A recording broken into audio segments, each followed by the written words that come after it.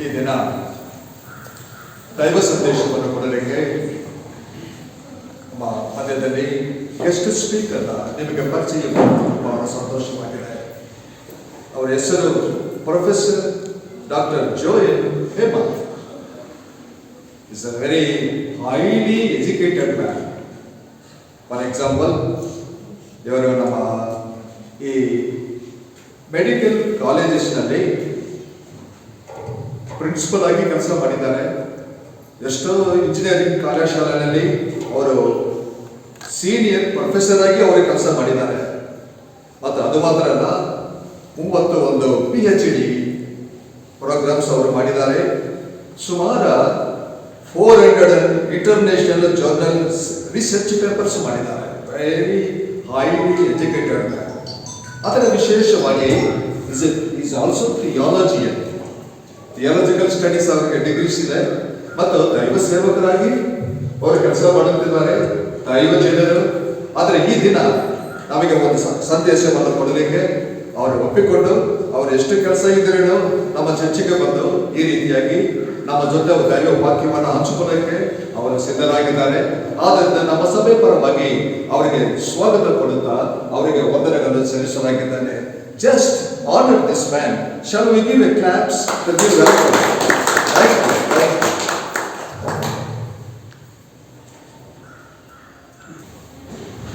ಪ್ರಾರ್ಥನೆ ಮಾಡೋಣ. ಈ ಲೋಕದಲ್ಲಿ ನೀವು ನನ್ನನ್ನು ಆರಿಸಿ ತೆಗೆದುಕೊಂಡಿಲ್ಲ, ನಾನು ನಿಮ್ಮನ್ನು ಆರಿಸಿ ತೆಗೆದುಕೊಂಡಿರುವುದರಿಂದ ನೀವು ದೇವರ ಜನಾಂಗವಾಗಿರುವುದರಿಂದ ನನ್ನ ವಾಕ್ಯ ದೈವ ವಾಕ್ಯವನ್ನು ನಿಮಗೆ ಕೊಟ್ಟಿದ್ದೇನೆ. ಹೇಗೆ ನನ್ನ ವಾಕ್ಯವನ್ನು ನಿಮಗೆ ಕೊಟ್ಟಿದ್ದೇನೆ ಎಂಬುದಾಗಿ ಹೇಳಿದರೆ, ಈ ವಾಕ್ಯದಿಂದ ನೀವು ಶುದ್ಧರಾಗಬೇಕು, ಲೋಕದಲ್ಲಿ ನೀವು ಫಲ ಕೊಡಬೇಕು, ಆ ಫಲ ನಿಲ್ಲುವಂಥದ್ದಾಗಬೇಕು. ಈ ಉದ್ದೇಶದಿಂದ ನನ್ನ ವಾಕ್ಯವನ್ನು ನಿಮಗೆ ಕೊಟ್ಟಿದ್ದೇನೆ ಎಂಬುದಾಗಿ ಯೇಸು ಕ್ರಿಸ್ತನು ಹೇಳುವಂತಹ ಮಾತು. ಪರಲೋಕದಲ್ಲಿ ಪ್ರೀತಿಯುಳ್ಳ ಈ ದಿನದ ಆರಾಧನೆಯಲ್ಲಿ ನನ್ನ ಜೊತೆ ಭಾಗಿಯಾಗಿರುವಂತಹ ಜೊತೆ ಸೇವಕರುಗಳೇ, ಸಭೆಯ ಎಲ್ಲ ಹಿರಿಯರೇ, ಸಹೋದರ ಸಹೋದರರೇ ಮತ್ತು ಮಕ್ಕಳೇ, ಯೇಸು ಕ್ರಿಸ್ತನ ನಾಮದಲ್ಲಿ ನಾನು ಮೊದಲು ನಿಮ್ಮೆಲ್ಲರನ್ನು ಪ್ರೀತಿಯಿಂದ ವಂದಿಸಿ ಪವಿತ್ರ ಆರಾಧನೆಗೆ ಆಹ್ವಾನ ಮಾಡುವನಾಗಿದ್ದೇನೆ. ಹಲವು ದಿನಗಳ ಹಿಂದೆ ನಾನು ಖಂಡಿತ ಸಭೆಗೆ ಬರ್ತೇನೆ ಅಂತ ನಾನು ಒಪ್ಪಿಕೊಂಡಾಗ ನಿಮ್ಮ ಚರ್ಚಿನಿಂದ ಇವತ್ತಿನ ವಿಷಯದ ಬ್ರೋಚರ್ ಕಳಿಸಿದ್ರು. ಅದರಲ್ಲಿ ಇದ್ದಂಥ ವಿಷಯ ಸ್ತೋತ್ರಾರ್ಪಣೆ ಮತ್ತು ಯುಕರಿಸ್ಟ್ ಮತ್ತು ಸ್ತೋತ್ರಾರ್ಪಣೆ ಆರಾಧನೆ ಎಂಬುದಾಗಿದ್ದರಿಂದ ನಾನು ನೆನೆಸಿದೆ, ಈ ಯುಕರಿಸ್ಟ್ ಎಂಬ ಪದ ಇದು ಲ್ಯಾಟಿನ್ ಹಿನ್ನೆಲೆಯಿಂದ ಬಂದಂಥ ಪದ, ಬಹಳಷ್ಟು ಅರ್ಥವುಳ್ಳ ಪದ. ಖಂಡಿತವಾಗಿ ಸಭೆಗೆ ಯುಕರಿಸ್ಟ್ ಅಂದರೆ ಏನು ಎಂಬುದನ್ನು ತಿಳಿಸಬೇಕೆಂಬುದಾಗಿ ನಾನು ಸಿದ್ಧನಾಗಿ ಬಂದೆ. ಏನೇ ಆಗಲಿ, ಈ ದಿನ ಇನ್ನೊಂದು ದೃಷ್ಟಿಯಲ್ಲಿ ನೋಡುವುದಾದರೆ ಬಹಳಷ್ಟು ವಿಶೇಷವಾಗುತ್ತೆ. Because this is the last of the 4th Sunday of the year 2021. 2021ನೇ ಇಸವಿಯ 4ನೇ ಅಥವಾ ಕಡೇ ಆಗಮನದ ಭಾನುವಾರ, ಲಾಸ್ಟ್ ಸಂಡೇನಲ್ಲಿ. ಇದಾದರೆ ಬರುವುದು ಕ್ರಿಸ್ಮಸ್, ಯಾವ ಭಾನುವಾರವೂ ಇಲ್ಲ. ಆದರೂ ಸಹ 3 ಪಾರಣಗಳನ್ನು ನೀವು ಈ ದಿನ ಕೇಳಿದ್ದೀರಿ. ಯುಕರಿಸ್ಟ್ ಅಂದರೆ ನಿಮಗೆ ಗೊತ್ತು, ಭಾಗಿಯಾಗುತ್ತಾ ಬಂದಿದ್ದೀರಿ. ಅದನ್ನು ಅನೇಕ ಪದಗಳಿಂದ ಅದನ್ನು ವರ್ಣಿಸ್ತಾರೆ. ಮೊದಲನೇದಾಗಿ ಹಲವಾರು ಸಭೆಗಳಲ್ಲಿ ಕರ್ತನ ಪವಿತ್ರ ಭೋಜನ ಸಂಸ್ಕಾರ ಈ ಪದವನ್ನು ಬಳಸ್ತಾರೆ. ಏನಿದು ಕರ್ತನ ಪವಿತ್ರ ಭೋಜನ ಸಂಸ್ಕಾರ? ಅದು ಇವತ್ತು ಸಭೆಯಲ್ಲಿ ಇದು ಆಚರಿಸಲ್ಪಡ್ತದೆ, ಯುಕರಿಸ್ಟ್ ಆರಾಧನೆ ಎಂಬುದಾಗಿದೆ.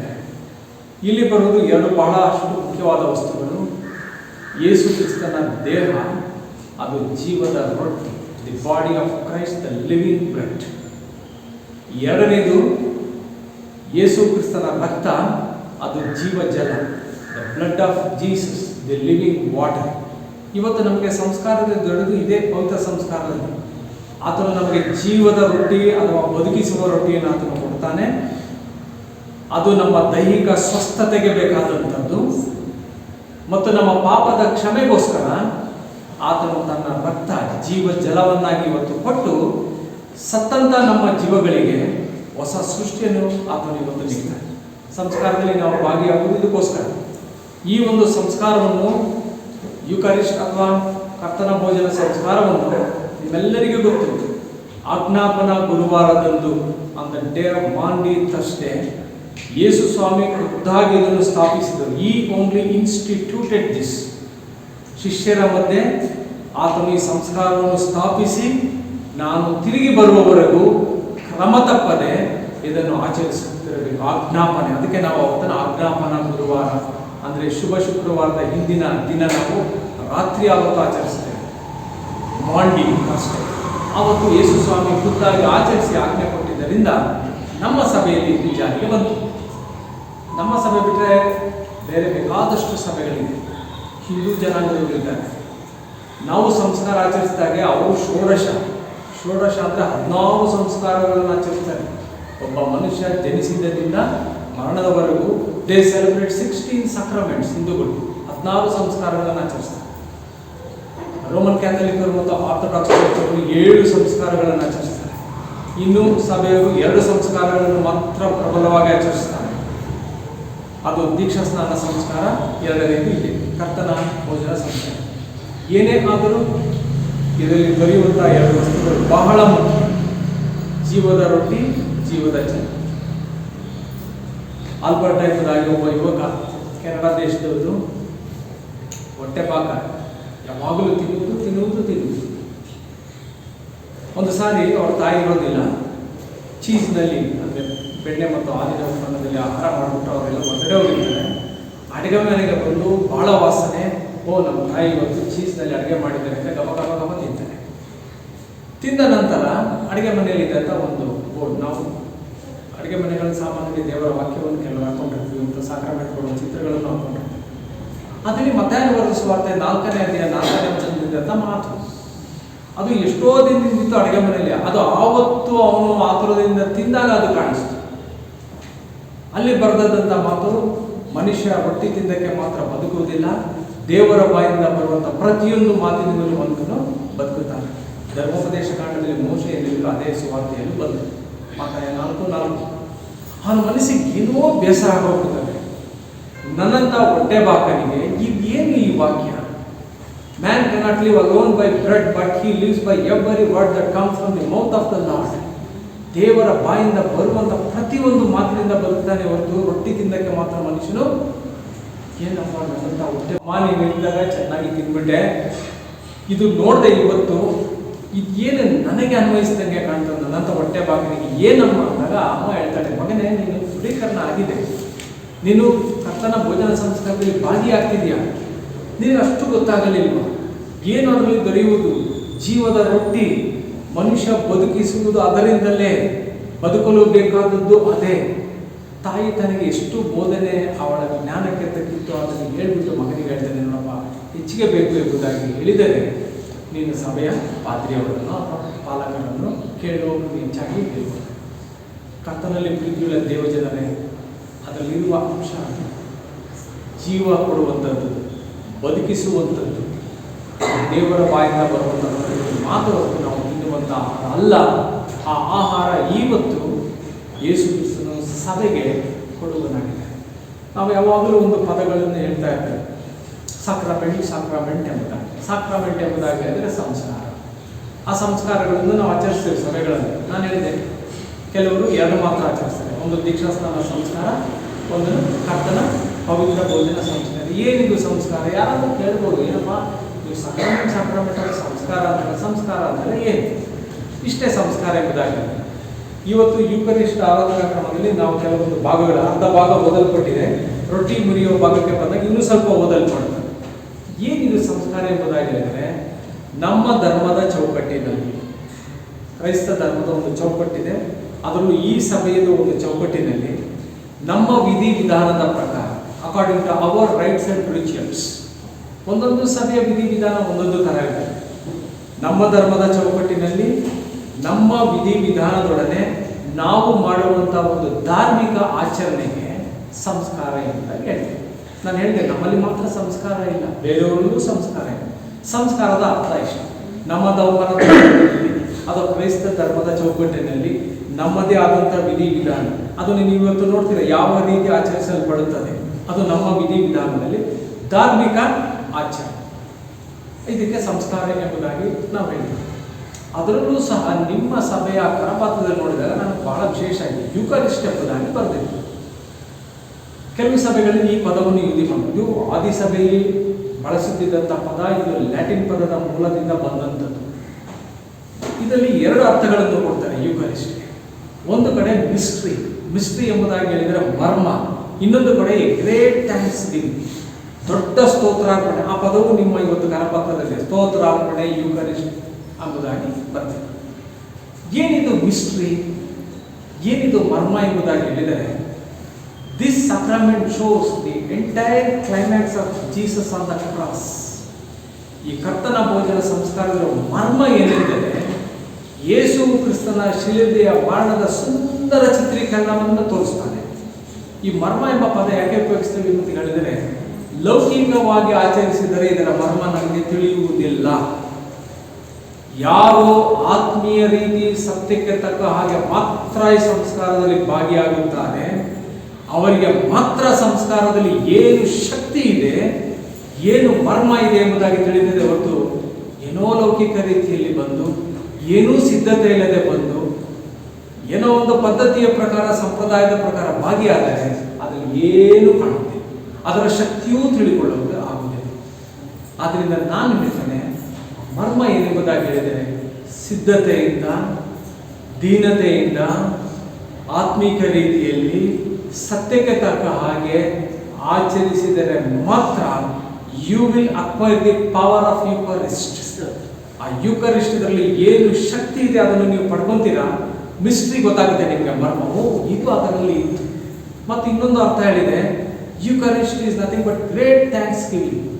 ಏನದು ದೊಡ್ಡ ಸ್ತೋತ್ರ, ದೊಡ್ಡ ವಂದನೆ ನಾವು ಇವತ್ತು ಹೇಳಬೇಕಾಗಿರುತ್ತೆ.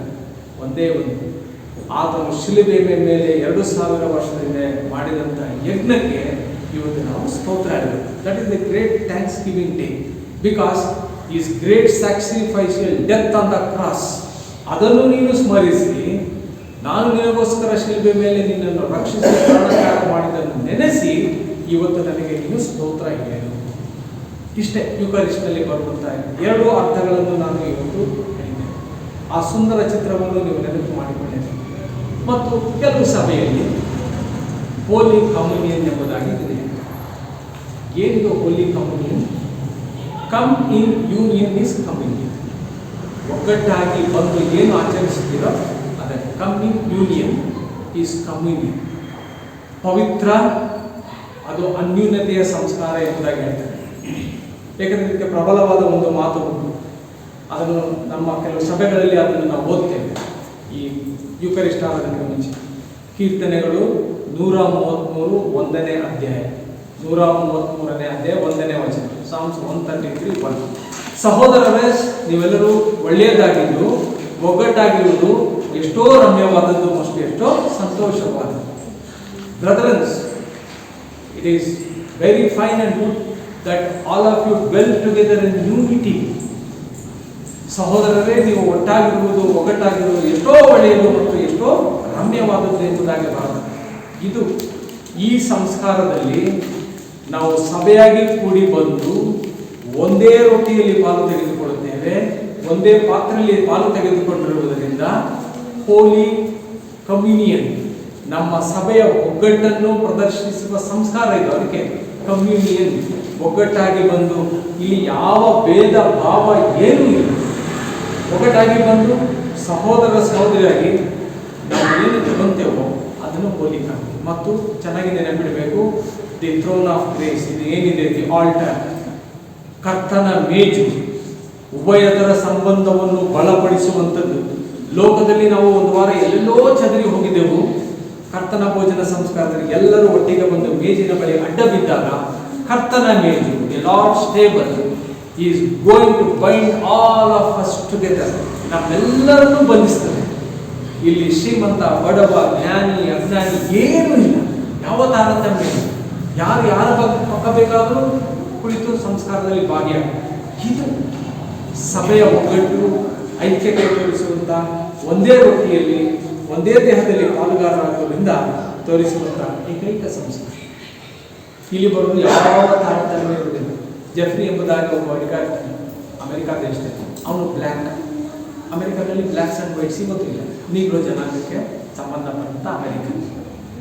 ಅಕ್ಕಪಕ್ಕ ಮನೆಯಲ್ಲೆಲ್ಲ ಬಿಳಿದಿರ್ತಾರೆ, ಇವನು ಒಬ್ಬ ಕರಿಗಳು. ಎಲ್ಲರಿಗೂ ಪ್ರತಿದಿನ ಚೆನ್ನಾಗಿ ಆಟ ಆಡ್ತಾ ಇರ್ತಾರೆ. ಒಂದು ದಿನ ಅವನ ಫ್ರೆಂಡ್ ಮನೆ ಬರ್ತಡೇ ಇರ್ತಾರೆ. ಅವನಿಗೆ ಗೊತ್ತು ಫ್ರೆಂಡ್ಗೆ, ಇನ್ನು 2 ದಿನಕ್ಕೆ ನನ್ನ ಸ್ನೇಹಿತನ ಹುಟ್ಟಿದ ದಿನ ಇದೆ.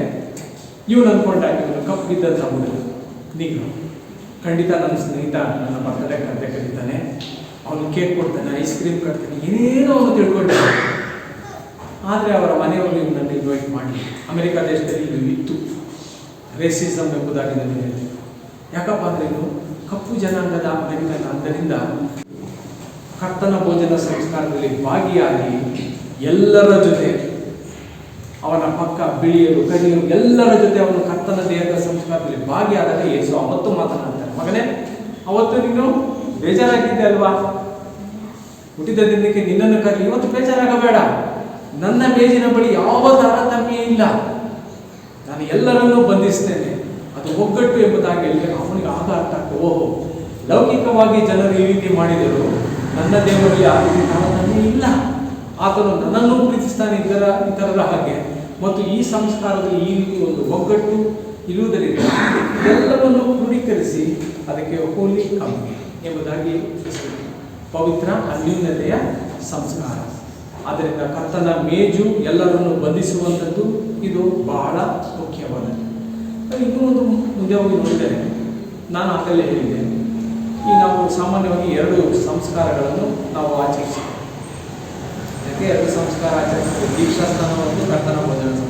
ನನಗೆ ಗೊತ್ತಿಲ್ಲ ನಿಮ್ಮ ಸಭೆಯಲ್ಲಿ ಎಷ್ಟು ಆಚರಿಸ್ತೇವೆ, ಎಷ್ಟು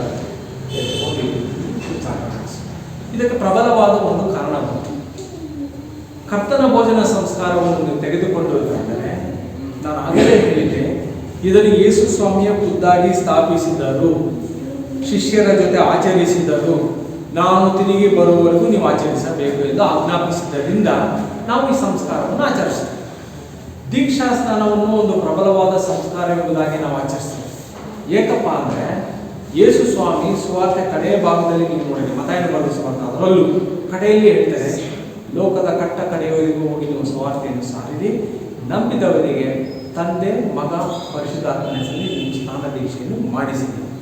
ಕಮಾಂಡ್ಮೆಂಟ್ ಇದೆರಡು ಖುದ್ದಾಗಿ ಯೇಸು ಸ್ವಾಮಿ ಹೇಳಿದ್ದರಿಂದ ನಾವು 2 ಸಂಸ್ಕಾರಗಳನ್ನು ಆಚರಿಸ್ತೀವಿ. ಮತ್ತು ನೀವು ಯಾವುದಾದರೂ ಸಂಸ್ಕಾರವನ್ನು ತೆಗೆದುಕೊಳ್ಳಿ, ದೀಕ್ಷಾಸ್ನಾನ ಸಂಸ್ಕಾರವನ್ನು ತೆಗೆದುಕೊಳ್ಳಿ ಅಥವಾ ಕರ್ತನ ಭೋಜನ ಸಂಸ್ಕಾರ ತೆಗೆದುಕೊಂಡರೆ 4 ಪ್ರಮುಖ ಭಾಗಗಳು ಇದ್ದೇ ಇರಬೇಕು. ಇಲ್ಲದಿದ್ದರೆ ಅದನ್ನು ನಾವು ಸಂಸ್ಕಾರ ಆಗುವುದಿಲ್ಲ. ನಾನಿವತ್ತು ದೀಕ್ಷಾಸ್ನಾನದ ಬಗ್ಗೆ ಹೇಳುವುದಿಲ್ಲ, ಸಮಯ ಜಾಸ್ತಿ ಆಗ್ತದೆ. ಕರ್ತನ ಭೋಜನ ಸಂಸ್ಕಾರಕ್ಕೆ ಹೇಳ್ತೀನಿ, 2ರಲ್ಲೂ 4 ಇದ್ದೇ ಇರಬೇಕು.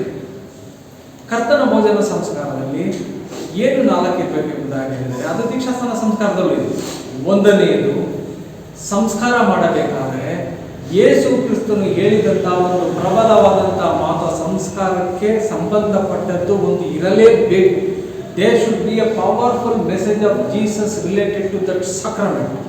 ಕರ್ತನ ಭೋಜನ ಸಂಸ್ಕಾರಕ್ಕೆ ಬಂದರೆ ಯೇಸು ಸ್ವಾಮಿ ಹೇಳಿದರೆ, ಇವತ್ತು ಓದಿದ್ವಿ ನಾವು ರೊಟ್ಟಿಯನ್ನು ತೆಗೆದು, ಸುವಾರ್ತೆಗಳಲ್ಲೆಲ್ಲದರಲ್ಲೂ ಬರ್ತದೆ, ರೊಟ್ಟಿಯನ್ನು ತೆಗೆದುಕೊಂಡು ದೇವಸ್ತೋತ್ರ ಮಾಡಿ ಕೊಟ್ಟು ಹೇಳ್ತಾರೆ, do it in remembrance of mind, ನನ್ನನ್ನು ನೆನೆಸಿಕೊಳ್ಳುವುದಕ್ಕೋಸ್ಕರ ಈ ರೀತಿ ಮಾಡಿ. ಇದು ಪ್ರಬಲವಾದಂತಹ ಪಾತ್ರೆ. ದೇವಸ್ತೋತ್ರ ಮಾಡಿ ಕೊಟ್ಟು ಶಿಷ್ಯರಿಗೆ ತೆಗೆದುಕೊಂಡು ಇದನ್ನೆಲ್ಲವನ್ನೂ ಕುಡಿಯಿರಿ, ಇದು ನಿಮಗೆ ಮತ್ತು ಬಹುಜನರ ಪಾಪಗಳಿಗೋಸ್ಕರ ಸುರಿಸಿದ ರಕ್ತ, ಒಡಂಬಡಿಕೆಯನ್ನು ಸೂಚಿಸುವ ರಕ್ತ, ಇದರಲ್ಲಿ ಪಾನ ಮಾಡಬೇಕಾಗಲ್ಲ, ನನ್ನನ್ನು ನೀವು ನೆನಪು ಮಾಡಿಕೊಳ್ಳಿ. ಇದು ಕ್ರಿಸ್ತನ ಮಾತು. ಯಾವಾಗ ಆತನ ರೊಟ್ಟಿ ನಿಮ್ಮ ಕೈಗೆ ಕೊಡಲ್ಪಡುತ್ತದೆ, ಯಾವಾಗ ಆತನ ರಕ್ತ ನಿಮ್ಮ ಕೈಗೆ ಕೊಡಲ್ಪಡುತ್ತದೆ, ಅಲ್ಲಿ ಬರುವಂಥ ಕ್ರಿಸ್ತನ ಮಾತು, ನನ್ನನ್ನು ನೆನೆಸಿರಿ, do it in remembrance of mind. ನನ್ನನ್ನು ಏನದು ನೆನೆಸುವುದು, ನಾನು ಹೇಳಿದೆ, the climax of death of Jesus on the cross. ನಾನು ಶಿಲುಬೆ ಮೇಲೆ ಮರಣಪಟ್ಟದನ್ನು ನೆನೆಸಿಕೊಳ್ಳಿರಿ, ಮರೆಯಬೇಡಿರಿ. ಇದು 1ನೇ. 2ನೇದು, ಯಾವುದಾದರೂ ಸಂಸ್ಕಾರದಲ್ಲಿ ಒಂದು ವಸ್ತು ಅಥವಾ 2 ವಸ್ತುಗಳು ಇರಲೇಬೇಕು. ದೀಕ್ಷಾಸ್ನಾನ ಸಂಸ್ಕಾರ ನೀರಿರುತ್ತದೆ, ಏನದು ಪಾಪ ಶುದ್ಧೀಕರಣದ ಸಂಕೇತ. ಕರ್ತನ ಭೋಜನ ಸಂಸ್ಕಾರದಲ್ಲಿ ಅಷ್ಟೇ ಒಂದಲ್ಲ, 2 ಪ್ರಮುಖ ವಸ್ತುಗಳಿವೆ. ಒಂದು ರೊಟ್ಟಿ, ಅದು ಯೇಸು ಕ್ರಿಸ್ತನ ದೇಹ, ಅದು ಜೀವದ ರೊಟ್ಟಿ. 2ನೇದು ದ್ರಾಕ್ಷಾರಸ, ಅದು ಆತನ ರಕ್ತ, ಅದು ಜೀವಜಲ. ಇದು ವಸ್ತು. ಸಂಸ್ಕಾರದಲ್ಲಿ ವಸ್ತು ಇರಲೇಬೇಕು. ಮೂರನೆಯದು, ಸಂಸ್ಕಾರಗಳನ್ನು ನಾವು ಯಾವಾಗಲೂ ಸಾಂಕೇತಿಕವಾಗಿ ಆಚರಿಸ್ತೇವೆ. ದೀಕ್ಷಾಸ್ಥಾನದಲ್ಲಿ ನೋಡಿದ್ರು, ಶಿಲುಬೆಯ ಮುದ್ರೆ ಹಾಕಿ ಇದು ಪವಿತ್ರಾತ್ಮನ ಮುದ್ರೆ, ಸಾಂಕೇತಿಕ, ಸಿಂಬಾಲಿಕ್. ಕರ್ತನ ಭೋಜನ ಸಂಸ್ಕಾರದಲ್ಲೂ ಅಷ್ಟೇ. ಸಾಮಾನ್ಯವಾಗಿ ಏನು ಮಾಡ್ತಾರೆ, ರೊಟ್ಟಿ ತೆಗೆದುಕೊಂಡು ಮುರಿದ್ಬಿಟ್ಟು ಕೊಡ್ತಾರೆ. ಯಾಕೆ ಮುರಿದ್ರು? ಸಾಂಕೇತವಾಗಿ ಯೇಸು ಕ್ರಿಸ್ತನ ದೇಹ ಈ ರೀತಿಯಾಗಿ ಶಿಲುಬೆ ಮೇಲೆ ಮುರಿಯಲ್ಪಟ್ಟಿದ್ದು. ದ್ರಾಕ್ಷಾರಸ ಪಾತ್ರೆ ಎತ್ತಿ ಸಭೆಗೆ ತೋರಿಸ್ತಾರೆ. ಸಾಂಕೇತಿಕ, ಸಿಂಬಲ್. ಸಂಸ್ಕಾರ ಆಚರಿಸಬೇಕಾದ್ರೆ ಸಾಂಕೇತಿಕವಾಗಿ ಇಲ್ಲಿ ಆರಾಧನೆ ನಡೆಸುವವರು ಮಾಡಿದರೆ ಸಭೆಯವರು ಯಾಕೆ ಅದನ್ನು ಮಾಡಿದರು ಎಂಬುದಾಗಿ ನೀವು ಸೂಕ್ಷ್ಮವಾಗಿ ನೋಡಬೇಕು. ಒಂದೊಂದು ಸಂಕೇತದಲ್ಲೂ ಒಂದೊಂದು ನಿಮಗೆ ಒಂದು ವಾಕ್ಯ ಇರುತ್ತದೆ. ಇದು ಮೂರನೇ ಸಾಂಕೇತಿಕ. ಯಾವಾಗಲೂ ಸಕ್ರಮೆಂಟ್ಸ್ ಆರ್ ಸಿಂಬಾಲಿಕ್, ಸಂಕೇತ ಇದ್ದೇ ಇರ್ತದೆ. ನಾಲ್ಕನೆಯದು ಮರ್ಮ. ನಾನು ಹೇಳಿದೆ ಎಲ್ಲ ಇದರಲ್ಲೂ ಮರ್ಮ ಇದ್ದೇ ಇರ್ತದೆ. ದೀಕ್ಷಾಸ್ಥಾನದಲ್ಲಿ ಏನು ಮರ್ಮ? ಗೊತ್ತಿಲ್ಲದ ರೀತಿಯಲ್ಲಿ ಪವಿತ್ರಾತ್ಮ ಬಂದು ಆ ಮಗುವಿನ ಮೇಲೆ ಕಣ್ಣು ಕಾಣೋದಿಲ್ಲ. It's a mystery. ಇದರಲ್ಲಿ ಏನು ಮರ್ಮ? ನಿಮ್ಮ ಕಣ್ಣಿಗೆ ಅದು ರೊಟ್ಟಿ ದ್ರಾಕ್ಷಾರಸವಾಗಿ ಕಾಣಲ್ಪಟ್ಟರೂ ಸಹ ಆರಾಧನೆ ನಡೆಸುವಂತ ಯಾಜಕ ಅಥವಾ ದೇವಸೇವಕ ಒಂದು ಸಾರಿ ಅದನ್ನು ಪ್ರಾರ್ಥನೆ ಮಾಡಿದಾಗ ಅದ್ಭುತ ರೀತಿಯಲ್ಲಿ ನಮ್ಮ ಕಣ್ಣಿಗೆ ಕಾಣದ ಹಾಗೆ ಆ ರೊಟ್ಟಿ ಆತನ ದೇಹವಾಗುತ್ತದೆ, ದ್ರಾಕ್ಷಾರಸ ಆತನ ರಕ್ತವಾಗುತ್ತದೆ. ನಮ್ಮ ಕಣ್ಣು ಕಾಣೋದಿಲ್ಲ. ಅದು ಅಷ್ಟು ಶಕ್ತಿ ಉಳ್ಳದಾಗಿರುತ್ತದೆ ಪ್ರಾರ್ಥನೆ. ಇದು ಮರ್ಮ. ಅದನ್ನೇ ನಾನು ಹೇಳಿದ್ದು, ಯಾರ್ಯಾರೋ ಅದರಲ್ಲಿ ನೀವು ಆತ್ಮಿಕ ರೀತಿಯಲ್ಲಿ ಸತ್ಯಭಾವದಿಂದ ಭಾಗಿಯಾಗುತ್ತೀರೋ ಅದರ ಶಕ್ತಿ ಏನೆಂಬುದು ನಿಮಗೆ ತಿಳಿಯುತ್ತೆ. ಆದ್ದರಿಂದ ಆತನ ಎರಡು ವಸ್ತುಗಳು ಏನಿದೆ, ಇದು ಬದುಕಿಸುವಂತಹ ವಸ್ತುಗಳು. ನಿಮ್ಮ ಜೀವಿತದ ನಿಧಿ, ನಿಕ್ಷೇಪ, ಟ್ರೆಷರ್, ವೆಲ್ತ್ ಎಂಬುದಾಗಿ ಅದೆಲ್ಲ ಇರುವುದು ಎರಡು ವಸ್ತುಗಳಲ್ಲಿ. ಮತ್ತು ಎರಡು ವಸ್ತುಗಳಲ್ಲಿ ಗೊತ್ತಿಲ್ಲದ ರೀತಿ ಯೇಸು ಇರ್ತಾನೆ. ಅದು ಆತನ ವಸ್ತುಗಳು. ಪ್ರಾರ್ಥನೆ ನಂತರ ಅದು ಆತನ ದೇಹ, ಆತನ ರಕ್ತ. ಗೊತ್ತಿಲ್ಲದ ರೀತಿ ಆ ಎರಡು ವಸ್ತುಗಳಲ್ಲಿ ಯೇಸು ಕ್ರಿಸ್ತನು ಅಡಕವಾಗಿರುತ್ತಾನೆ. ಮರ್ಮ ಸತ್ಯಭಾವದಿಂದ ಆಚರಿಸಿದರೆ ಮಾತ್ರ ಯೇಸು ನಿಮಗೆ ಗೋಚರ ಆಗ್ತಾನೆ, ಆತನ ಶಕ್ತಿ ಗೋಚರವಾಗುತ್ತದೆ ಎಂದು ಲೌಕಿಕವಾಗಿ ಆಚರಿಸಿದರೆ ಅದು ಏನು ನಮಗೆ ಅನ್ನಿಸುತ್ತದೆ. ಮತ್ತು ಇವತ್ತು ನಾವು ಇನ್ನೊಂದು ಕಾರಣವನ್ನು, ಇದಕ್ಕಿಂತ ಮುಂಚೆ ನಾನು ಒಂದು ಭಾಗ ಹೇಳಿದೆ. ಕರ್ತನ ದೇಹದಲ್ಲಿ ಒಂದು ಕ್ರಿಸ್ತನ ವಾಕ್ಯ ಇರಲೇಬೇಕು, ಇಲ್ಲದಿದ್ದರೆ ಅದು ಸಂಸ್ಕಾರ ಅಲ್ಲ ಎಂಬುದಾಗಿ. ಮೇರಿ ಎಂಬ ಒಬ್ಬ ಯುವತಿ, ಅವಳು ಹಳ್ಳಿಯಲ್ಲಿ ಬೆಳೆದವಳು. ದೊಡ್ಡವಳಾದ ಮೇಲೆ ಅವಳು ಅಮೆರಿಕದ ಬೋಸ್ಟನ್ ನಗರಕ್ಕೆ ಹೋಗ್ತಾಳೆ. ಮಹಾದೇವಾಲಯದಲ್ಲಿ ಆರಾಧನೆ ನಡೆಸ್ತಾಳೆ. ಅವಳು ನೆನೆಸ್ತಾಳೆ, ನಾನು ಹಳ್ಳಿಯಲ್ಲಿ ಆರಾಧನೆ ಮಾಡ್ತಿದ್ದೆ, ಹಿಂದೆ ಒಂದು ಬೋಸ್ಟನ್ ಪಟ್ಟಣದಲ್ಲಿ ಕೆಥೆಡ್ರಲ್ ಚರ್ಚ್ ಮಹಾದೇವಾಲಯಕ್ಕೆ ಆರಾಧನೆಗೆ ನಾನು ಬಂದಿದ್ದೇನೆ. ಅದು ಅವತ್ತು ಸಕ್ರಮೆಂಟ್, ಹೋಲಿ ಯುಕಾರಿಸ್ಟ್ ವರ್ಷಿಪ್, ಯುಕಾರಿಸ್ಟ್ ಆರಾಧನೆ ಇದೆ. ಕೆಲವೊಬ್ಬಳಿಗೆ ಒಂದು ಥರ ದೊಡ್ಡ ದೇವಾಲಯ, ಮಹಾದೇವಾಲಯ. ಕರ್ತನ ಭೋಜನ ಸಂಸ್ಕಾರ ಶುರು ಆದಾಗ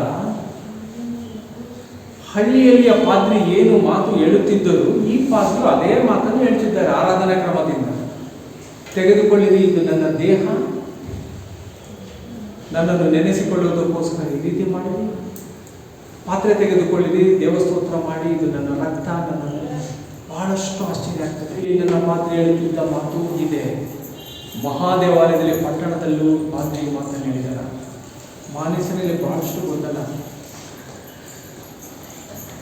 ಭೋಜನ ಸಂಸ್ಕಾರದಲ್ಲಿ ಭಾಗಿಯಾಗಿ ಕುಳಿತಿರುವಂತ ಪ್ರಾರ್ಥನೆ ಮಾಡಬೇಕಾದ್ರೆ ಯೇಸು ಸ್ಪಷ್ಟವಾಗಿ ಹೇಳ್ತಾನೆ, ಮಗಳೇ, ಹಳ್ಳಿಯಲ್ಲಾದರೂ ನೀನು ಸಂಸ್ಕಾರವನ್ನು ಆಚರಿಸು, ಪಟ್ಟಣದಲ್ಲಾದರೂ ಆಚರಿಸು. ನನ್ನ ಮಾತುಗಳು ಅದೇ, ಅಲ್ಲಿಯೂ ಅದೇ ಮಾತು, ಇಲ್ಲಿಯೂ ಅದೇ. ಸಂಸ್ಕಾರದಲ್ಲಿ ಯೇಸು ಸ್ವಾಮಿ ನನ್ನ ಪ್ರಬಲವಾದಂಥ ಒಂದು ಮಾತು ಸಂಸ್ಕಾರದಲ್ಲಿ ಇರಲೇಬೇಕು.